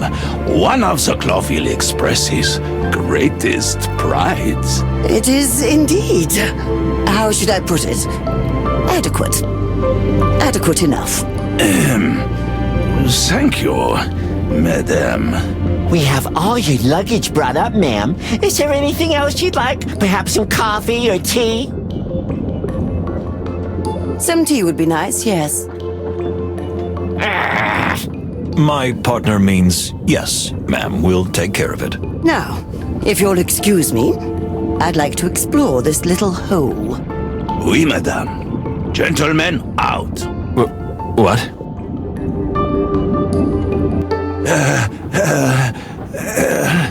Are you all right, Pierre? Am I all right? Well, I'm thrilled. Miss Latuna loved her room, and she's happy with me too. Are we watching the same show? I couldn't have asked for more. I'm glad you feel that way. The important thing in the end is that everyone is happy. Did I have a stroke or something? Goodbye, gentlemen. See you later. Goodbye, Pierre. What was that? Pierre was so terrified of this woman that his mind embellished reality a little, and he clings to the smallest crumb that could be called good. Poor guy. The way that woman treats him, and us for that matter, is simply outrageous. Unfortunately, we'll have to put up with it a little longer. But remember, we'll be in Clawville soon, so grit your teeth and bear it somehow. Yes, boss. That's the spirit. However, while we wait for Miss Latuna to tidy herself up a bit, don't you think we should take a closer look at something? We going to finally crack that secret decoder thing? It's about time, isn't it? You bet, boss. Off to the Fox Cave. To the... what? So what do you think that thing hides? I don't know. I still think it might be some kind of decoder. Something is hidden inside it, obviously, but it could also just be a simple toy. But why would anyone want to give Ambassador Ignat a toy? Remember, my dear friend, we don't know if it was really meant for him. Just because he was looking for the box and its contents doesn't mean it was originally intended for him. This case is puzzling. I think it will become clearer once we decipher the code. So what are we waiting for? Listen. Let's see.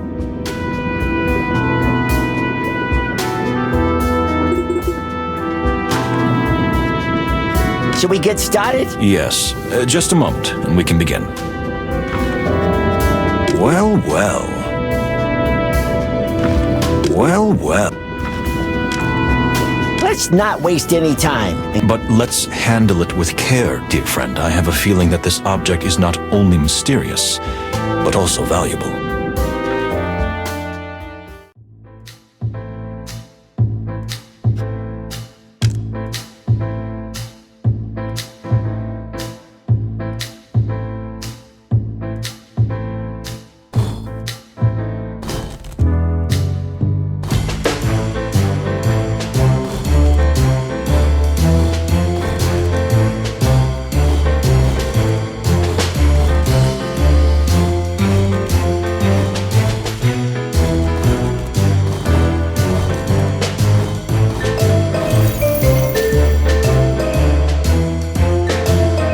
Looks really familiar.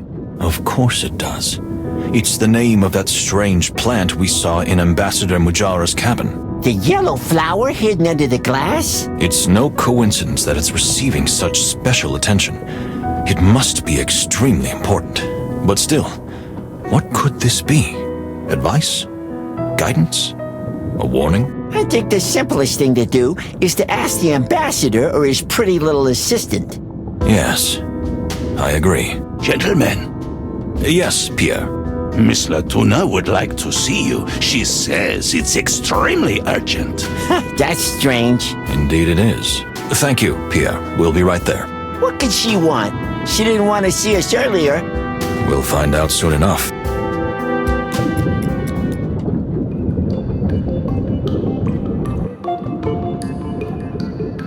A wig for fish? Don't be so narrow-minded. Why not? Just imagine how majestically it would float in the water. Actually, you have a point. Do you think it would be intrusive if I asked Miss Latuna to try it on and show us? Yes, I think it would.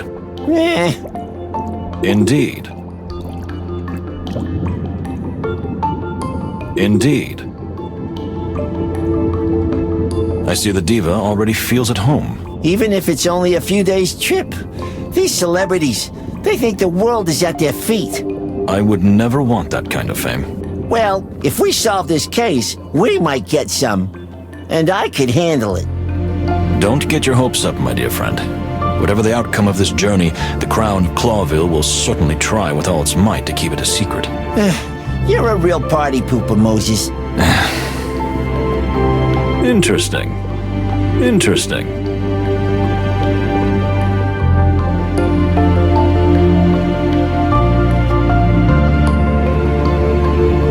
Mirror, mirror, wise and sane. Who is the killer on this train?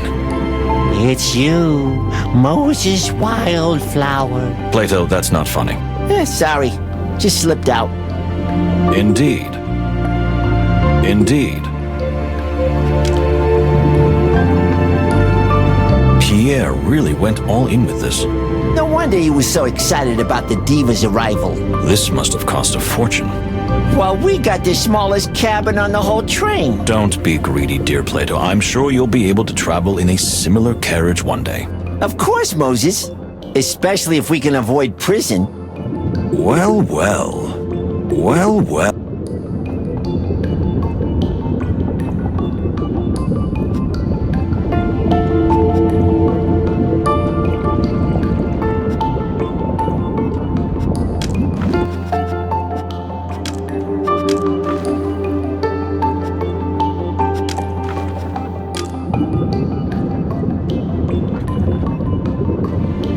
Do you think Miss Latuna will give a concert in the city? Surely. I don't think her visit is purely for diplomatic purposes. Do you like classical music, Moses? I guess you're that type. Where did you get that from? What if I listen to Rack and Roll, for example? I doubt it. Why is that? Because it's called rock and roll. Fine. Indeed. Indeed.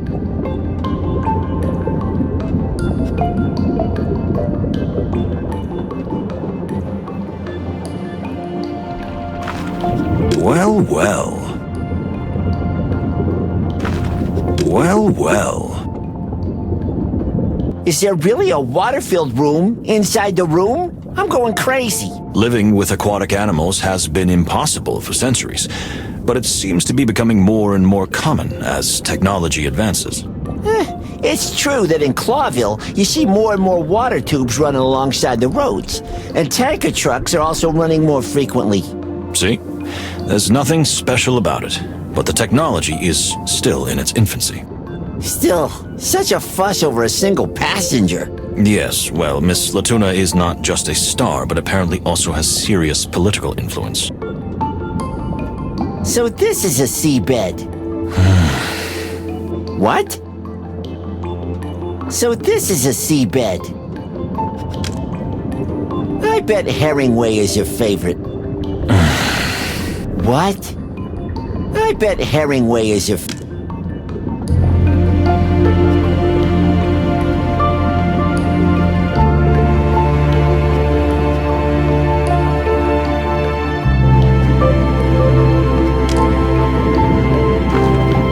Ma'am, here we are.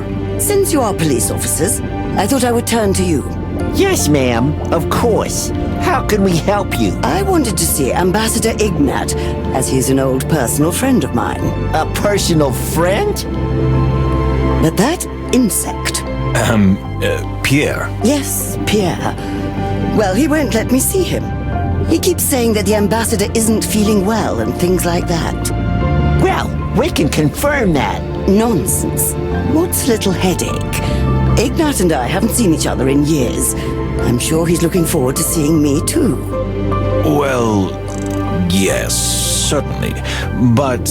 I insist. Sort it out. I want to see him in half an hour. I'll powder my nose in the meantime. Am I clear? But...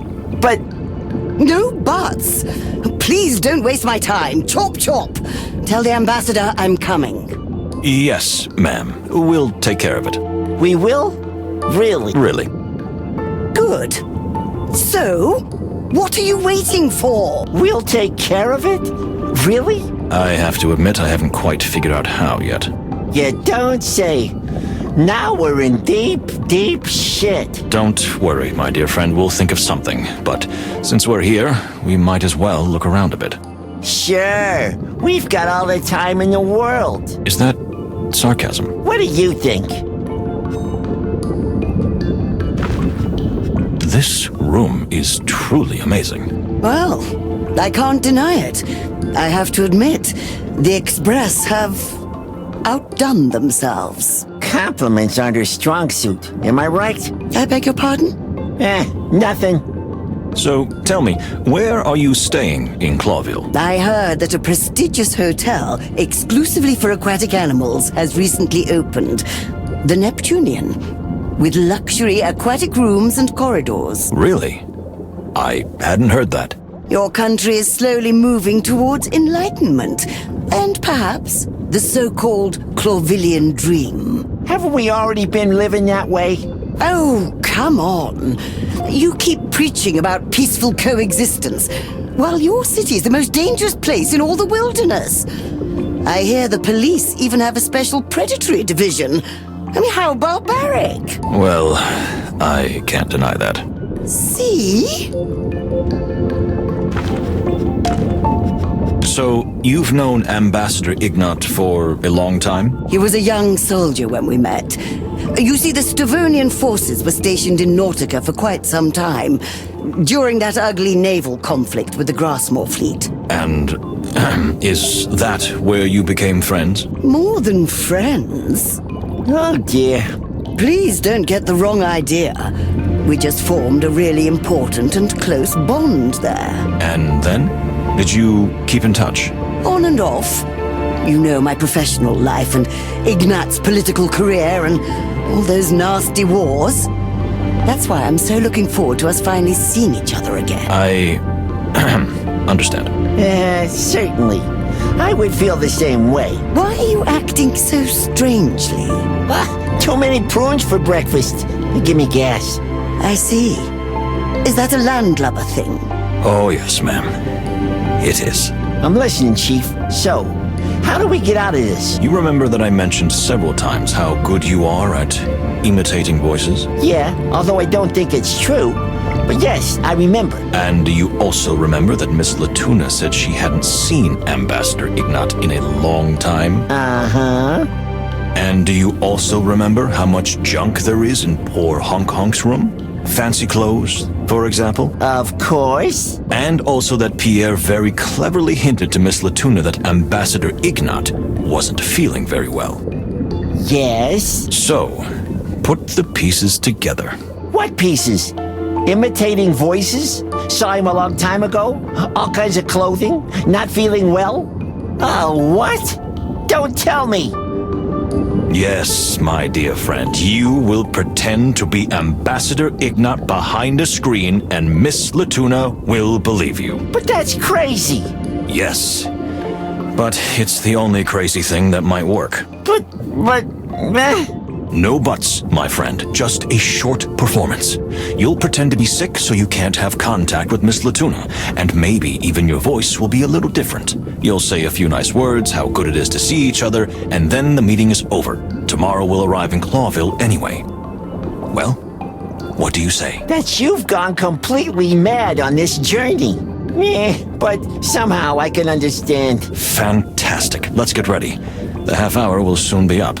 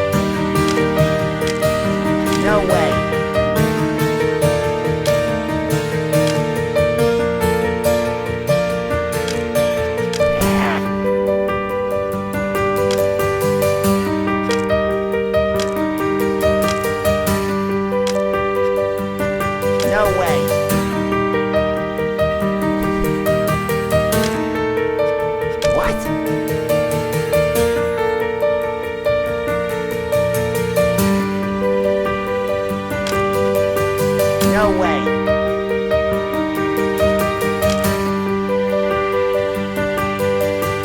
No way.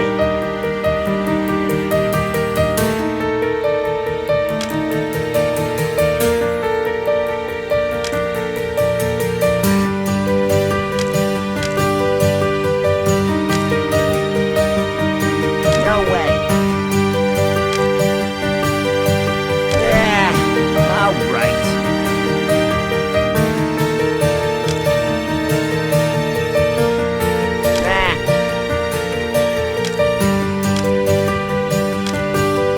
What?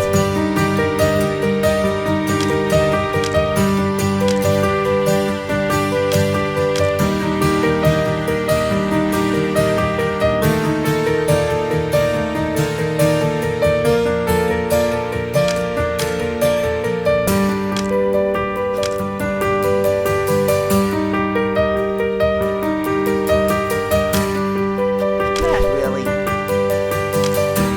No way. Not really. Nah. What?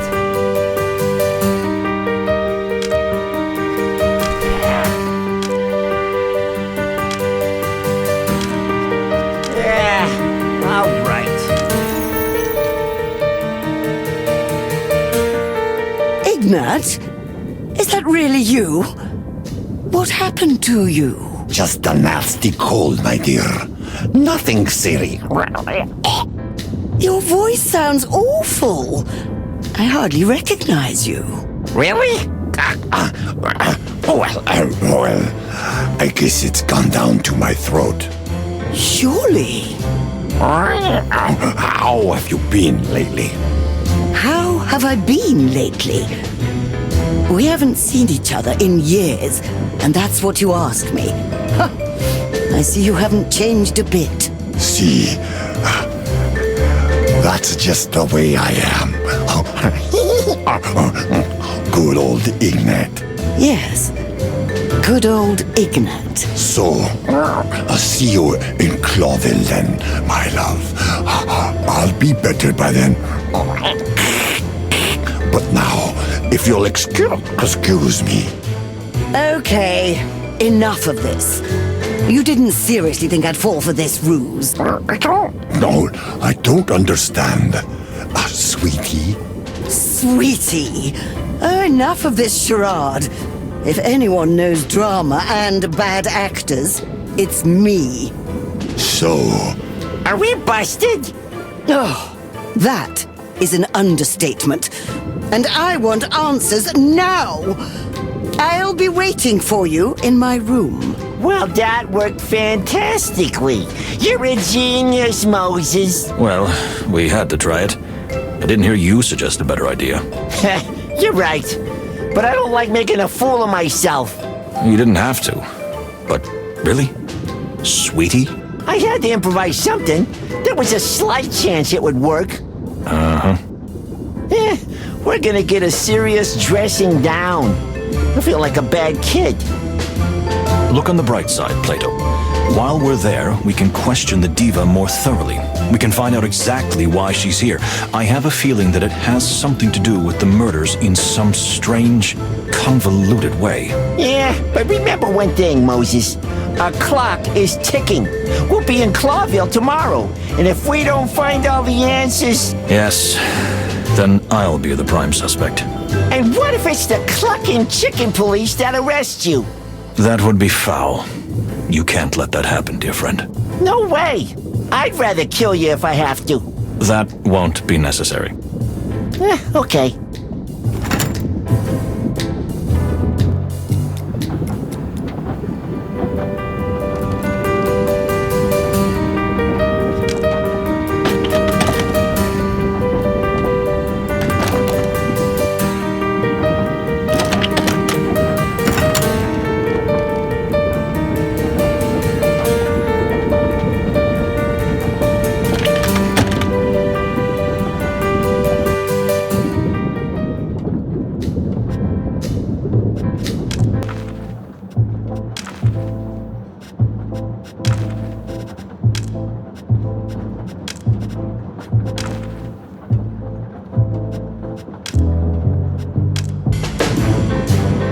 Interesting.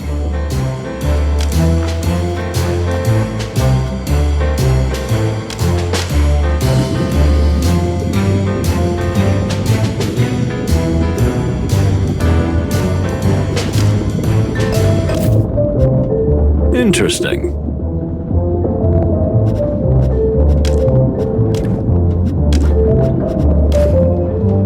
Interesting.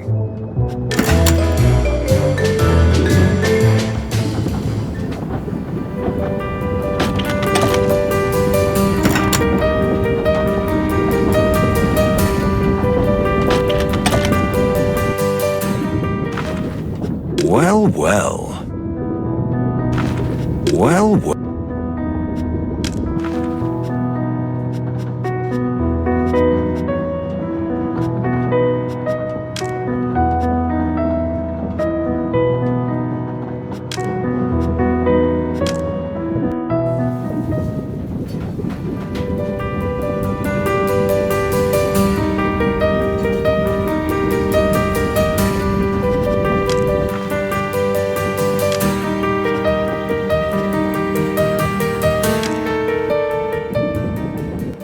Let's see.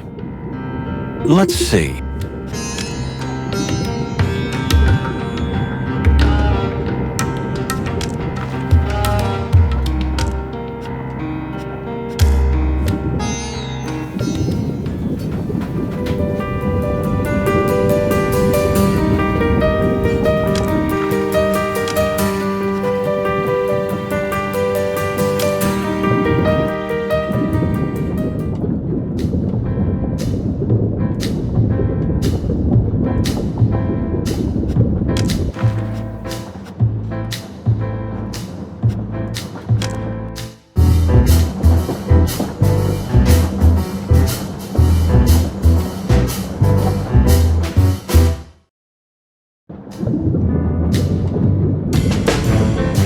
Well, well.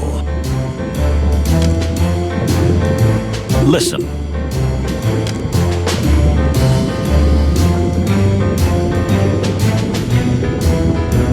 Interesting.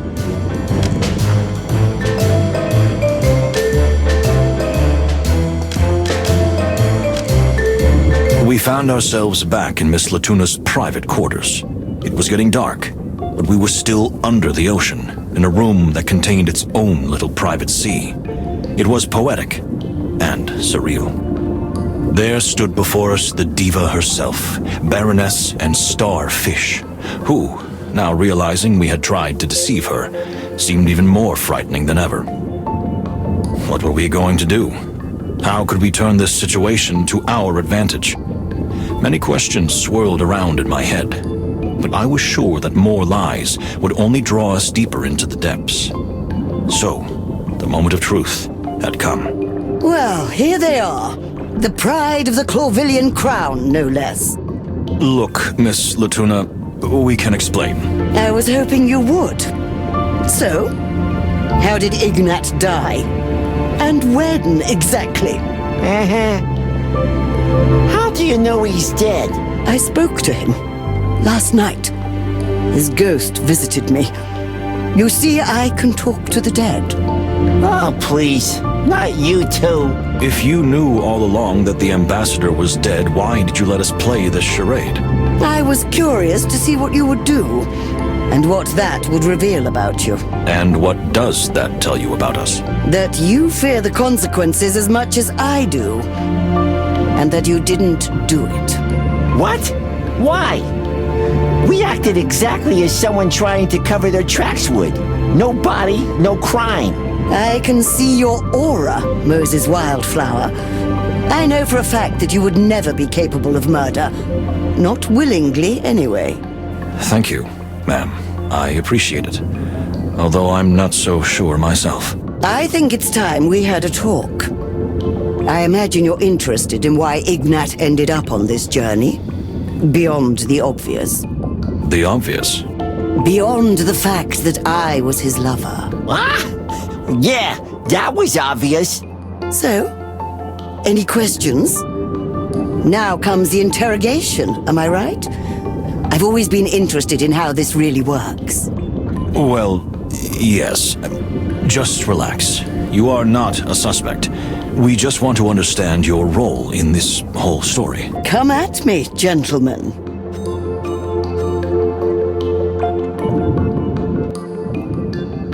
Indeed. Interesting.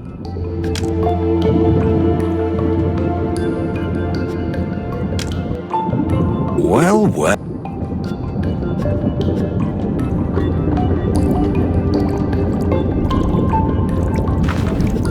Well, well. Well, well.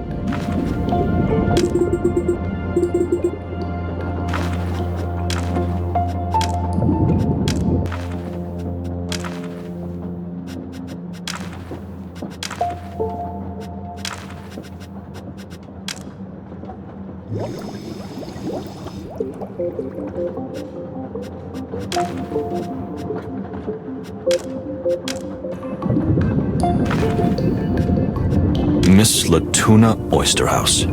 Are we questioning her? Or is she questioning us? I'm not sure. Maybe both at the same time. Either way, I'll need all my experience and, of course, all the knowledge I've gathered so far if I want to get the whole truth out of her.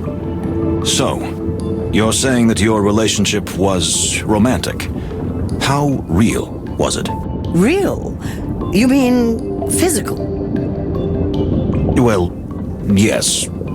Sort of. You're not embarrassed, are you, detective? A little. I admit, this topic makes me uncomfortable. Just think about it. How real and physical can a relationship be when you're 1,000 miles apart? Not that much. Very good. Well done, detective. Your powers of deduction are most outstanding. Thank you.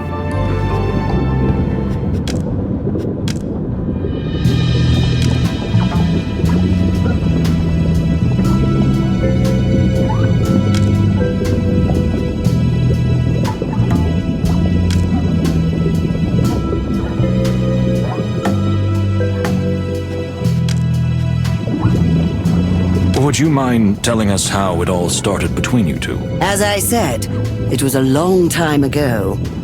We were both young. Ignat was a highly ambitious soldier. At that time, he was just a corporal in the Stavonian Navy. I was singing in a club. You know, land animals were rare in Nautica back then. We were both exotic to each other. I think I understand. And how long did this last between you? The Stavonian forces were only stationed there for 2 years. Then one day, he was ordered home.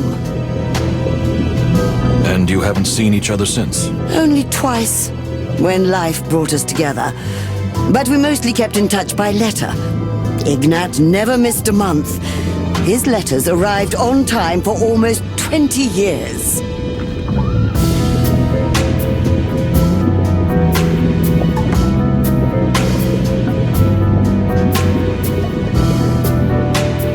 I see. I think you're telling the truth. Or rather, you really believe what you're saying. You're a living lie detector, aren't you? Well, I use all my senses when I question someone. The actual questions and answers are really only part of the whole thing. Just do what you think is best, detective. I have nothing to hide. Did Ignat's family know about your relationship? You're fishing for sordid details, aren't you? I thought you were a detective, not a tabloid hack. Please, this is indeed an important issue given the current circumstances. Ignat's family didn't know I existed, but I knew a lot about them from his letters. I knew his wife, Capia, almost as a friend. He wrote so much about her. And Kunya, his daughter? I only knew she existed, but he never talked about her in detail. He didn't seem very emotional, at least when it came to his own child. Or maybe their relationship was so pure that he didn't want to involve her in something as sinful and secretive as ours was. But either way, family came first for Ignat. I'm sure of that.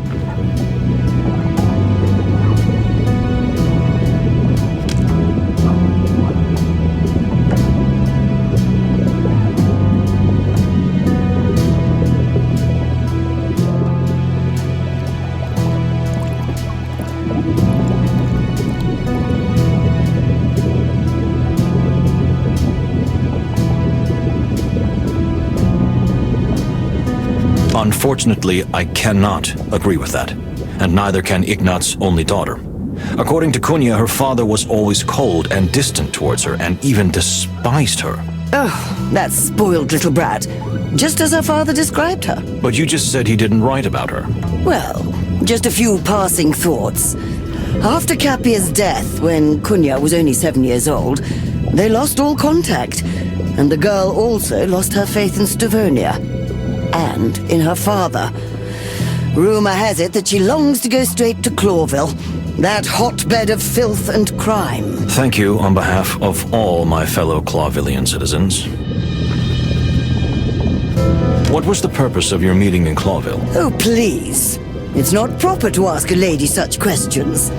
The delights of my bedroom are my own personal business. I'm afraid you misunderstand me, but that's also a kind of answer. So, would it have just been a brief encounter? Or were you planning something more long-term? I admit I don't know myself. Ignat tended to make promises in his letters. I don't know how serious he was about what he said. So he promised you something? Oh, he always promised. He said his wife had been dead for a long time, and maybe it was time for him to remarry. So he would have married you? He only hinted at it. But I'm not a naive girl. I didn't take it completely seriously. I didn't even care. I just wanted to see him at last, alive and well. I'm sorry that won't be possible. Me too, Detective. Me too. How do you think the animals saw Ambassador Ignat? What do you mean? I don't quite understand the question. Since someone killed him, he must have had some detractors, enemies even. And let's face it, many people weren't all that surprised by the crime. I don't understand what you're getting at. He was a gentleman through and through. Many may have envied him, but everyone who knew Ignat loved him.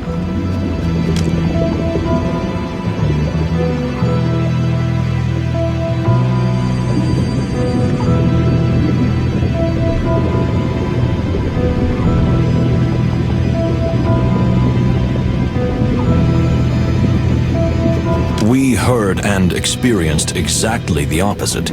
Ignat treated and spoke to everyone condescendingly. What's more, there were rumors circulating about his horrific acts during the war. Well, maybe. He was a somewhat divisive figure. Divisive? That's putting it mildly. There are plenty of people on this train who had a motive to get rid of him, and it wasn't because he was loved and popular. Oh, all right. Yes. Ignat was tough, ruthless and fearless, but he was almost a demigod among animals. He couldn't stand those who existed on levels below him. How could you understand that? Only the powerful understand the terrible and terribly lonely burden that comes with power. Well, that was honest and scary and rude. But thank you anyway. You're welcome. Do you think Ignat's death could have been politically motivated? What else could it have been? As a private individual, he was a truly charming and unblemished person. Unblemished, apart from the secret affair and war crimes. Alleged war crime. I was hoping you wouldn't deny the affair, at least. Look, he may not have been a perfect animal, but he certainly didn't deserve such a disgraceful end. I never said that, Miss Latuna. Did Ignat ever mention an assassination plot against him? Come on. Ignat would never have believed that anyone was capable of doing such a thing. That anyone would have the courage to commit such an... Really? Really. He believed that everyone would work together for peace on this journey. And he always saw only the good in animals. Even those who had previously been his enemies. Really? Yes, really.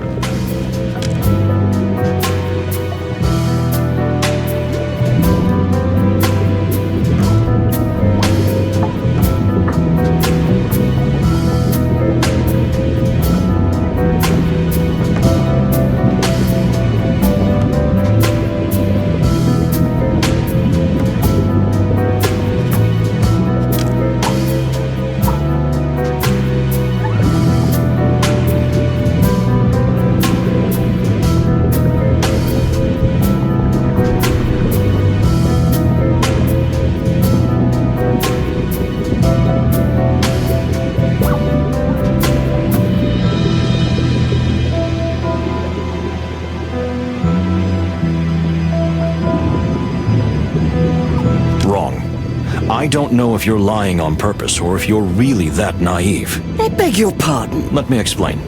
Not only was Ignat not a true believer in peace, as he repeatedly stated, but he firmly believed that someone would try to take his life during the trip. By someone, he mainly meant the Tarogo delegation. That's impossible. He wasn't like that at all. Look, ma'am, I'm sorry to say this, but the person who emerges from his letters probably wasn't even remotely similar to the real flesh and blood version. Take that back. These are just facts, Miss Latuna. Facts cannot be taken back. At most, they can be ignored. You are a vile, slick, sick fox, Moses Wildflower. I am a servant of the truth, ma'am. Nothing more. Nothing. What was the ambassador's position on the war? He was against it, of course.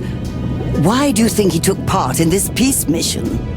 Some say the opposite, that Stavonia sent him there just to show off its power. After all, we are talking about a general who led conquering campaigns. That's exactly the point. When such a dangerous man of high caliber is capable of laying down his arms, it becomes the greatest gesture toward peace. Really? Well, that's an interesting perspective, I must... No matter how terrible the rumors about him were, Ignat would have done anything for peace. He almost despised violence.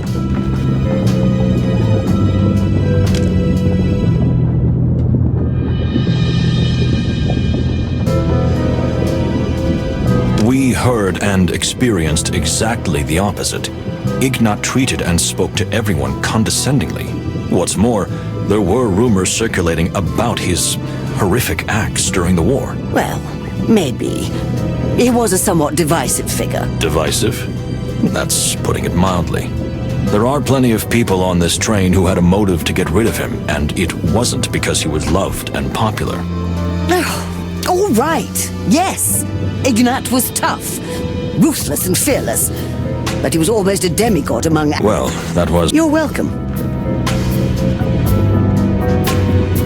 Did Ignat himself ask you to join the journey? To be honest, Ignat wasn't really keen on meeting the Fox King. You mean King Hector III? That's what I said. So he wanted me, apart from the fact that my presence alone elevates any event, to be a kind of mediator. So you already knew the king? I met him a few times, yes. So I was the link between him and Ignat. Strange. I wouldn't have thought that the great and powerful Ignat would be afraid of a king. Afraid? He was just afraid of saying something that might start a war. Well, yes, that fits the picture better. What did the ambassador say to you after his death? So you want to know what Ignat's ghost said? Well, you don't believe in ghosts, do you, detective? I wouldn't say that. But what such a presence said to you could still be important information. You're an eternal skeptic, aren't you? You only believe what you see. Or what I perceive with any of my primary senses, yes. What about your sixth sense? I get along just fine with 5, thank you. Well, unfortunately, the message was vague and dreamlike. Of course. You know, a serious conversation with a ghost requires serious preparation. As is well known. Unfortunately, apart from letting me know that he had died, he couldn't tell me much else. It was more of a feeling that he left behind. A feeling? What kind of feeling? A feeling of great power. Someone who seems to tower over this entire journey.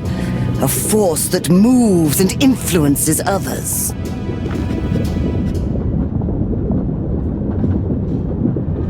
I see. I think you're telling the truth. Or rather, you really believe what you're saying. You're a living lie detector, aren't you? Well, I use all my senses when I question someone. The actual questions and answers are really only part of the whole thing. Just do what you think is best, detective. What do you think? Could you summon Ambassador Ignat for us again? You mean hold a seance? Would you be able to do that? Well, yes, of course. But I'll need a few things. And what are they? In order for the seance to be perfect and lasting, we need someone who has seen a ghost, other than myself, of course. Someone with a strong heart and faith, and someone who is pure and innocent, like white snow. So we need 3 people. Besides us, yes, exactly. We can probably manage that. Good. I'll get everything ready. Ooh, we're in for an exciting night. Yes, I'm sure of that.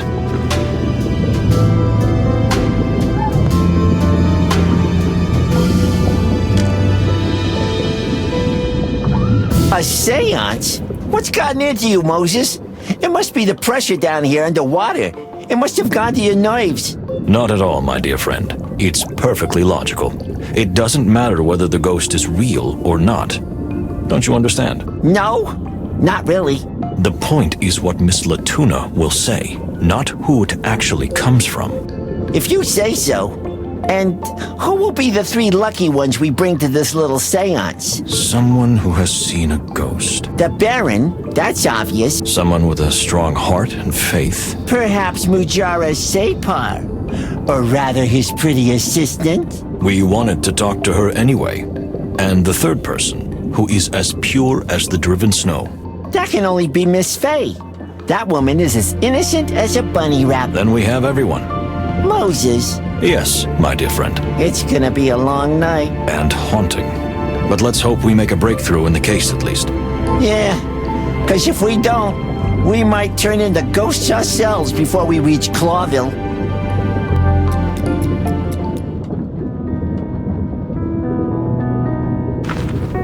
Well, well. Listen.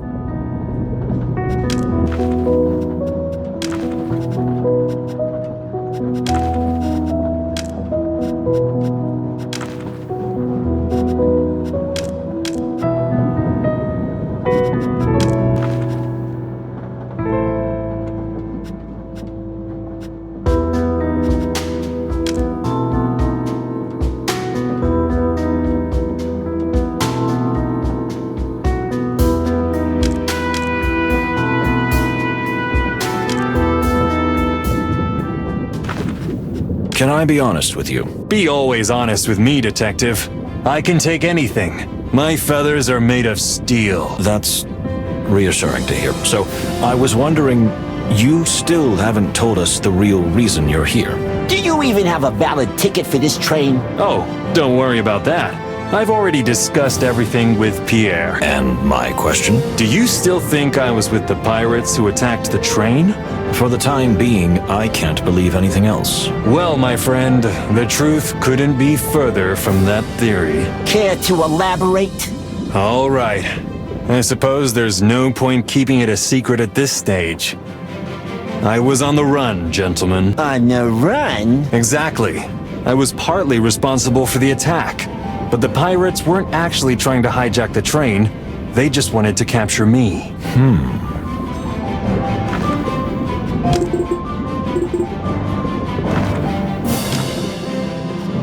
So, if I understand correctly, you were on the run, and the pirates were actually chasing you. Was that their goal in attacking?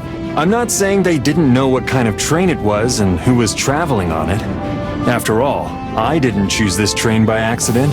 Although, I admit, I thought that a train like this would have a greater protection. And we thought that the journey could remain a secret. A secret? The whole wilderness was talking about this peace train. You mean the whole underworld of the wilderness, right? You always get to the heart of things, you furry little creature. Yes, you're right. So, what were you running from? Or who? You're both right. Who and what I was running from. I wasn't lying earlier when I said I was just an ex-pirate. I did fly with those bandits before, but I have a serious reason for giving up that life. Did you suddenly see the light? If by suddenly you mean meeting a beautiful swan woman, then yes, exactly. So, there's a woman involved? Moses, there's always a woman involved. Something like that. Well, look. As a pirate, I committed many vile acts. Many truly dark deeds. But there's one thing I would never do. I would never hurt a woman. In any way. Let me guess. During a robbery, your partners forced you to do it? Our leader, who, by the way, inherited this title directly from me, insisted that I harm someone who didn't deserve it. Even though that person took something from me that was very precious. Namely? My heart. Huh, for the fluffy heavens. I'm sorry. I've always been a great romantic. Although mostly in terms of my thirst for adventure. I really didn't give my heart away often. And not just to anyone. She must be an extraordinary woman. She is. And if I'm not mistaken, she's already in Clawville. And I'm going to find her. So, you gave up your old life, risked being hunted down by an entire pirate clan, for a woman? Isn't that wonderful? I'd rather call it lunacy. Perhaps you've never encountered such lunacy. Hey, I'm not the subject here. Oops, I think I touched a nerve. He'll calm down in a few minutes. Or hours. Will he be okay? Of course, don't worry. And we thank you for your honesty.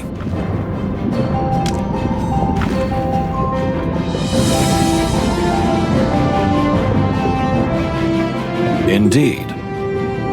Are you taking painkillers? Interesting. Well, well.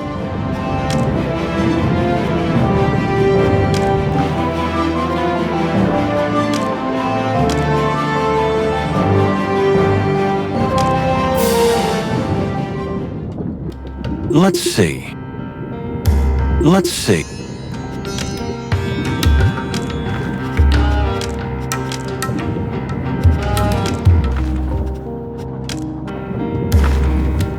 My dear, all alone? Mujara Separ wasn't feeling well. He asked Pierre for a quiet cabin and is taking a nap there. Something happened to him? Nothing really unusual, just... I think he's been worn out by the quite wild events of the last few days. Well, I can understand that. I could use a cabin of my own, an aspirin, and a good swig of whiskey. Well, let's hope Separ will be all right soon. Let's hope so. He's been acting so strangely lately. Strangely? Just more agitated than usual. I guess it's all the stress of the peace negotiations and now these awful murders. And it doesn't help that the Tarogians had plenty of motive. Plato? No, he's right. You're right, Mr. Palladius. If anyone could gain from all this, it would be us. I know you would never do such a thing, and I wouldn't suspect Separ either. Thank you, Detective. Just Moses. Moses. We have work to do. Moses. Oh, yes. Let's see.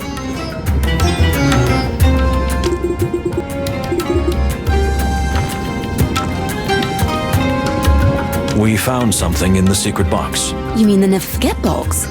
Oh, yes, of course. Silly me. Jeez, Moses. So, we found something in the Never Forget box. It was a kind of decoder, and when we solved it, we found a word. A word? Really? How exciting! The word was Malvaceae hibiconia. Oh, how strange. Really? That's the name of the flower we keep here under the cloche. Exactly, my dear. Can you tell me why you are so protective of this plant? And why is it with you on this journey? Of course. This plant is extremely rare and, moreover, wonderfully beautiful. That is why we are taking it to King Hector as a special gift from Tarogo. And could you tell me who ordered you to do so? It was Mujara Separ himself. He asked us to find the most special flower that Tarogo could produce. And you... And I knew right away what it would be. You know how much I love plants, especially flowers. Just like you, Mr. Wildflower. Just call me Moses. Wildflower. I see.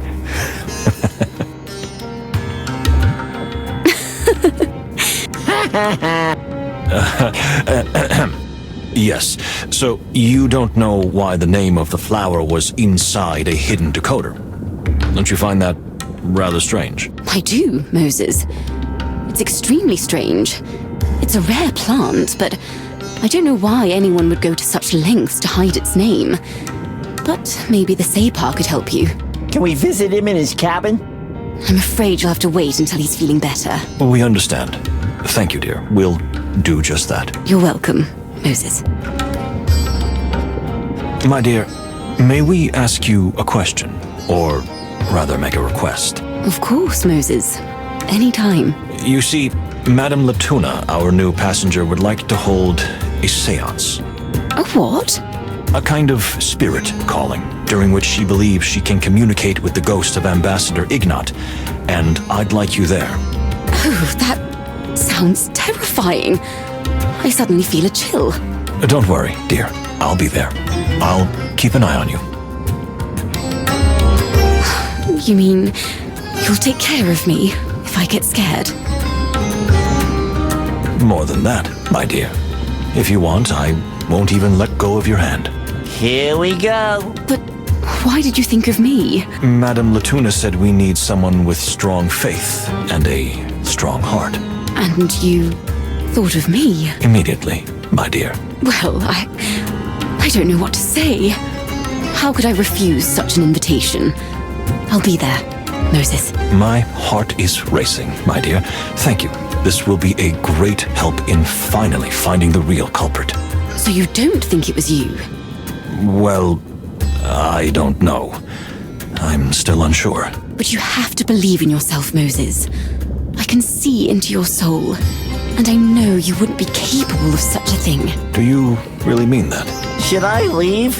I mean it, Moses. Miss Fanny, I'll leave. Just let me know. Yes, Moses?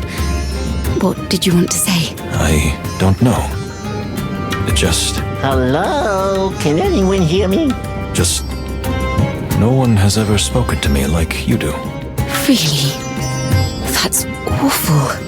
It has been. Until now. All right, Chief. I'll wait outside. My dear. Yes? Thank you. You're welcome, Moses. I'll see you in Madame Latuna's compartment. I'll be there. I can't wait. Hairy, scaly, feathery, fluffy heavens, save me!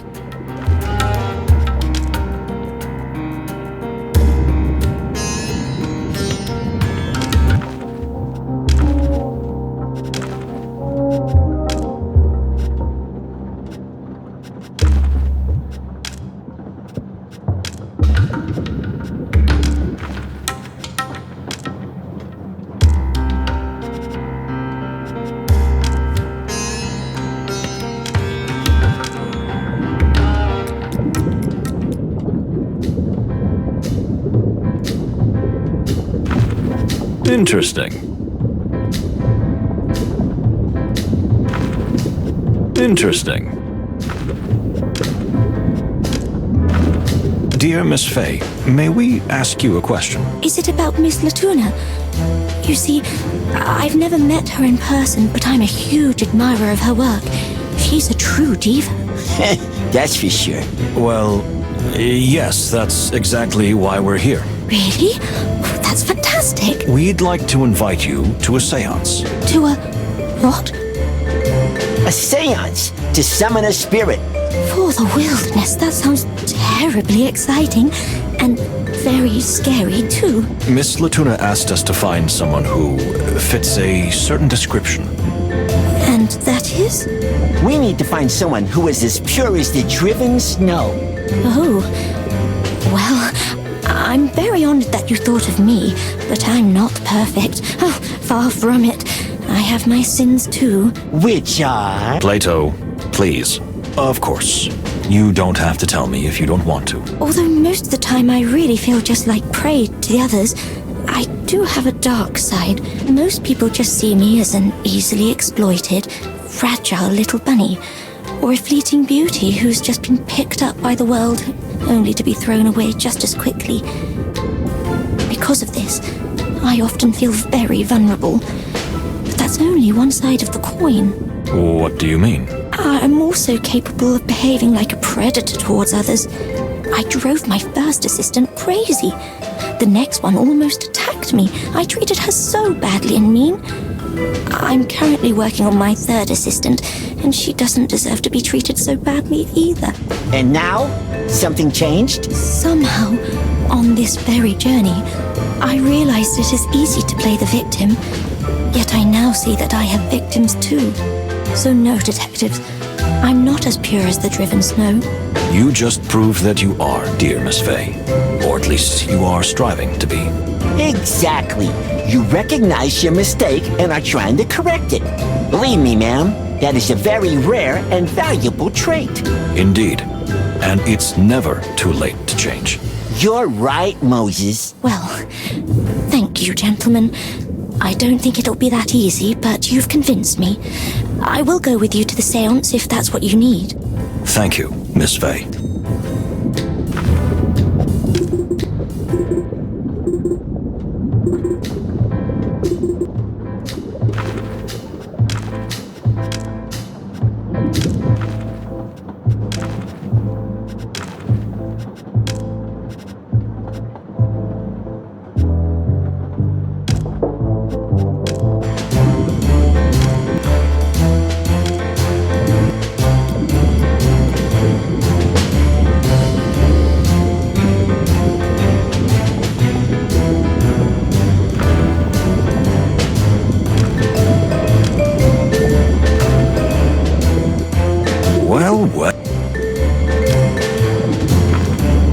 Dear Baron. Oh, it's you again? Like leeches? Yes, sorry to bother you. We thought you might be interested in a seance. Oh, what? A seance! You know, summoning spirits and that sort of mumbo-jumbo. Well, of course I'm interested. I spend all day talking to spirits. Why wouldn't I be interested? That's fantastic news. Madame Latuna needs someone who is knowledgeable in this field. Well, you've come to the right someone, gentlemen. I'm at your... No, you're not. You're not going anywhere. Excuse me? Shh! Be quiet. I'm going to the seance and that's final. No, you're not. What, am I not enough for you anymore? Baron, please, we... Leave it, Moses. He's gone off the deep end. Don't make a scene, Artemisia. It's just a seance. Just a seance? Huh. And what am I then? Just a ghost? No, I don't mean it like that. I don't care. You can go wherever you want. But Artemisia, dear sister, don't go. Well, did she leave? Yes, she's royally offended because of you and your stupid seance. We hope you'll be able to appease her. Why are you egging him on? So, we can't count on you. What? Of course you can. Artemisia will calm down and I'll help you. Because without me, it will surely fail anyway. Yeah, surely. So, when do we start?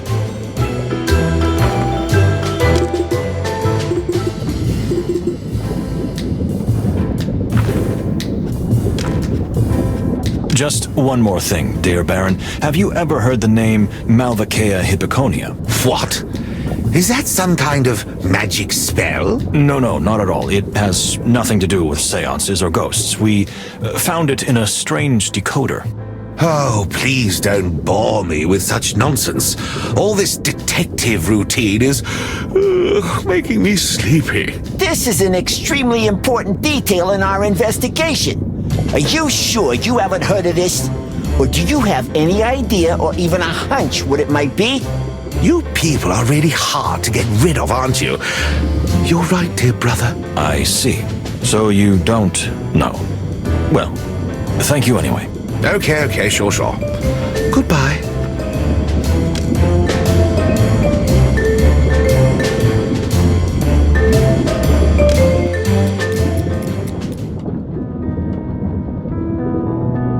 Well, is everything ready? Everything. Except me. Have you just become superstitious? I don't know, Moses, but this journey is starting to get on my nerves. I can understand that. But don't fall apart, Plato. In recent years, you have always been my pillar of strength. You mean your support? Yes, of course. Why are you so surprised? No, Plato, please don't look at me like that.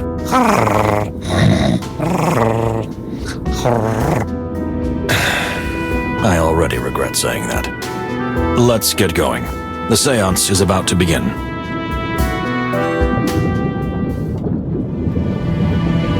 Well, well. Well, well. Well, well. So, is everyone here? Can we begin the seance? I'm so scared and excited. Don't worry, Miss Fay. Everything will be fine. As long as Moses and Plato are here, we have nothing to fear. Thank you, dear Fanny. Well, can we finally begin? Now, everyone concentrate. What you are about to see and hear may easily change your view of this world. Maybe. Now listen carefully. And now, hold your breath. 3, 2, 1.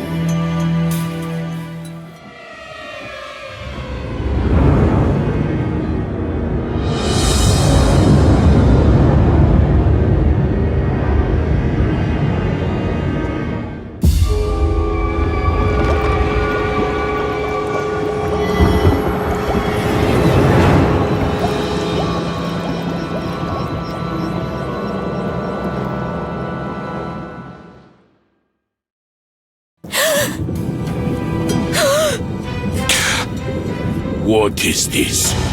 Where am I? Ambassador? Can you hear us? I'm about to faint. Hang in there, Miss Fay. I'm here beside you. Can you hear me, Mr. Ambassador? What is this madness? How did I get here? I was in my room when... When... what? What happened, sir? I don't know exactly. Suddenly I wasn't alone. I thought it was Kunya, but then... To the Wild Ones, this must be some kind of illusion. Stay strong, Miss Fay. Everyone needs to concentrate, whether it's an illusion or reality. I understand. Excuse me, Mr. Wildflower. Look, he's starting to fade. My strength is fading. What happened? Was I shot? Poisoned? Sir, listen, this is very important. Who was in the room with you? Who did you see? What did you sense? The blind one. The blind one who acts at the behest of another. What could that mean? We don't understand, Ambassador. Please try to explain more clearly. I'm weakening. Life is slipping away from me. Please, sir. Oh no, we're losing him. I see a shadow. Someone who is more honest than anyone else, yet hides the darkest secret. I don't understand. Ambassador Ignat, are you still with us? He's gone. He just vanished. Oh, my head. Are you all right, Miss Oysterhouse? Yes, it's just... I always get very tired at times like this. Just rest. I think we've learned something. Really? What a waste of time. It's just some kind of hawker's bizarre trick. My dear sister and I will take our leave now. But Baron... Leave it, my dear. Let them go. He must be upset by the scene. Please, leave me alone now. I'm exhausted. Madam, I would be happy to make you a soothing herbal tea, if you wish it. Well, that would be very welcome, but please, leave now. Yes, madam. I think I'll retire to my room too. I need privacy. And I'll gather my herbs and potions. Yeah, I think everyone needs a little rest now. What was that? Ignat's voice came out of her. Really? Or were we just fooled? What do you mean? Didn't you hear it? Didn't you see it? Her mouth didn't even move. Miss Latuna makes her living with her voice. She has perfect control over her vocal cords and can reach pitches and depths that we mere mortals certainly cannot. Have you ever heard of ventriloquism? Of course. But do you think she would be that good at it? I don't know. You're not saying you believe in ghosts after all, dear Plato. No, not at all. I mean, I thought so. Until now. Now I don't know what to believe. For the time being, I say let's stick to the facts. Whether it was Ignat or Latuna, in the end we didn't get the real truth. Just more questions. Who could be more honest than anyone else, yet hide the darkest secret of all? And who is the blind one who acts at the behest of another? You think we're dealing with some kind of puppet master? Someone who doesn't carry out their own actions, but influences others instead. That's exactly what I was thinking. Okay, but we don't have much time, Moses, and the clock is ticking. Let's gather everything that happened to us today. Maybe we'll figure something out. I don't have a better idea. But tonight, I might need a sleeping pill.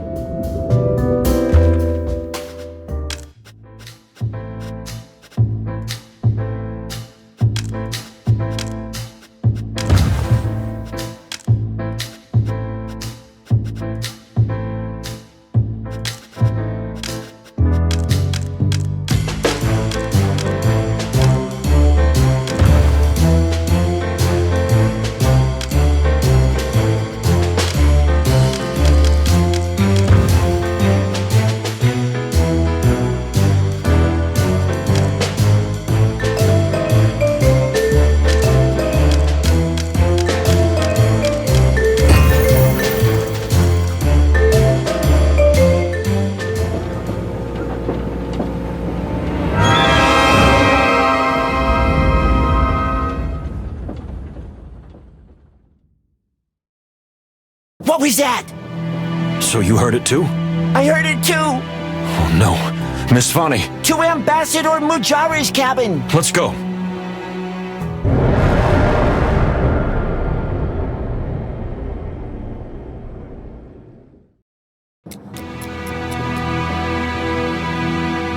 Madame Fani, what happened? Are you all right? Plato, call Pierre immediately. Okay, Chief. My head. What happened? Where am I? You're safe. I'm here, dear. Everything's fine. Do you remember anything? I suddenly saw a big shadow. It blocked out all the light in the room. Then there was a heavy blow and everything went dark. But the Sapar! Where's the Sapar?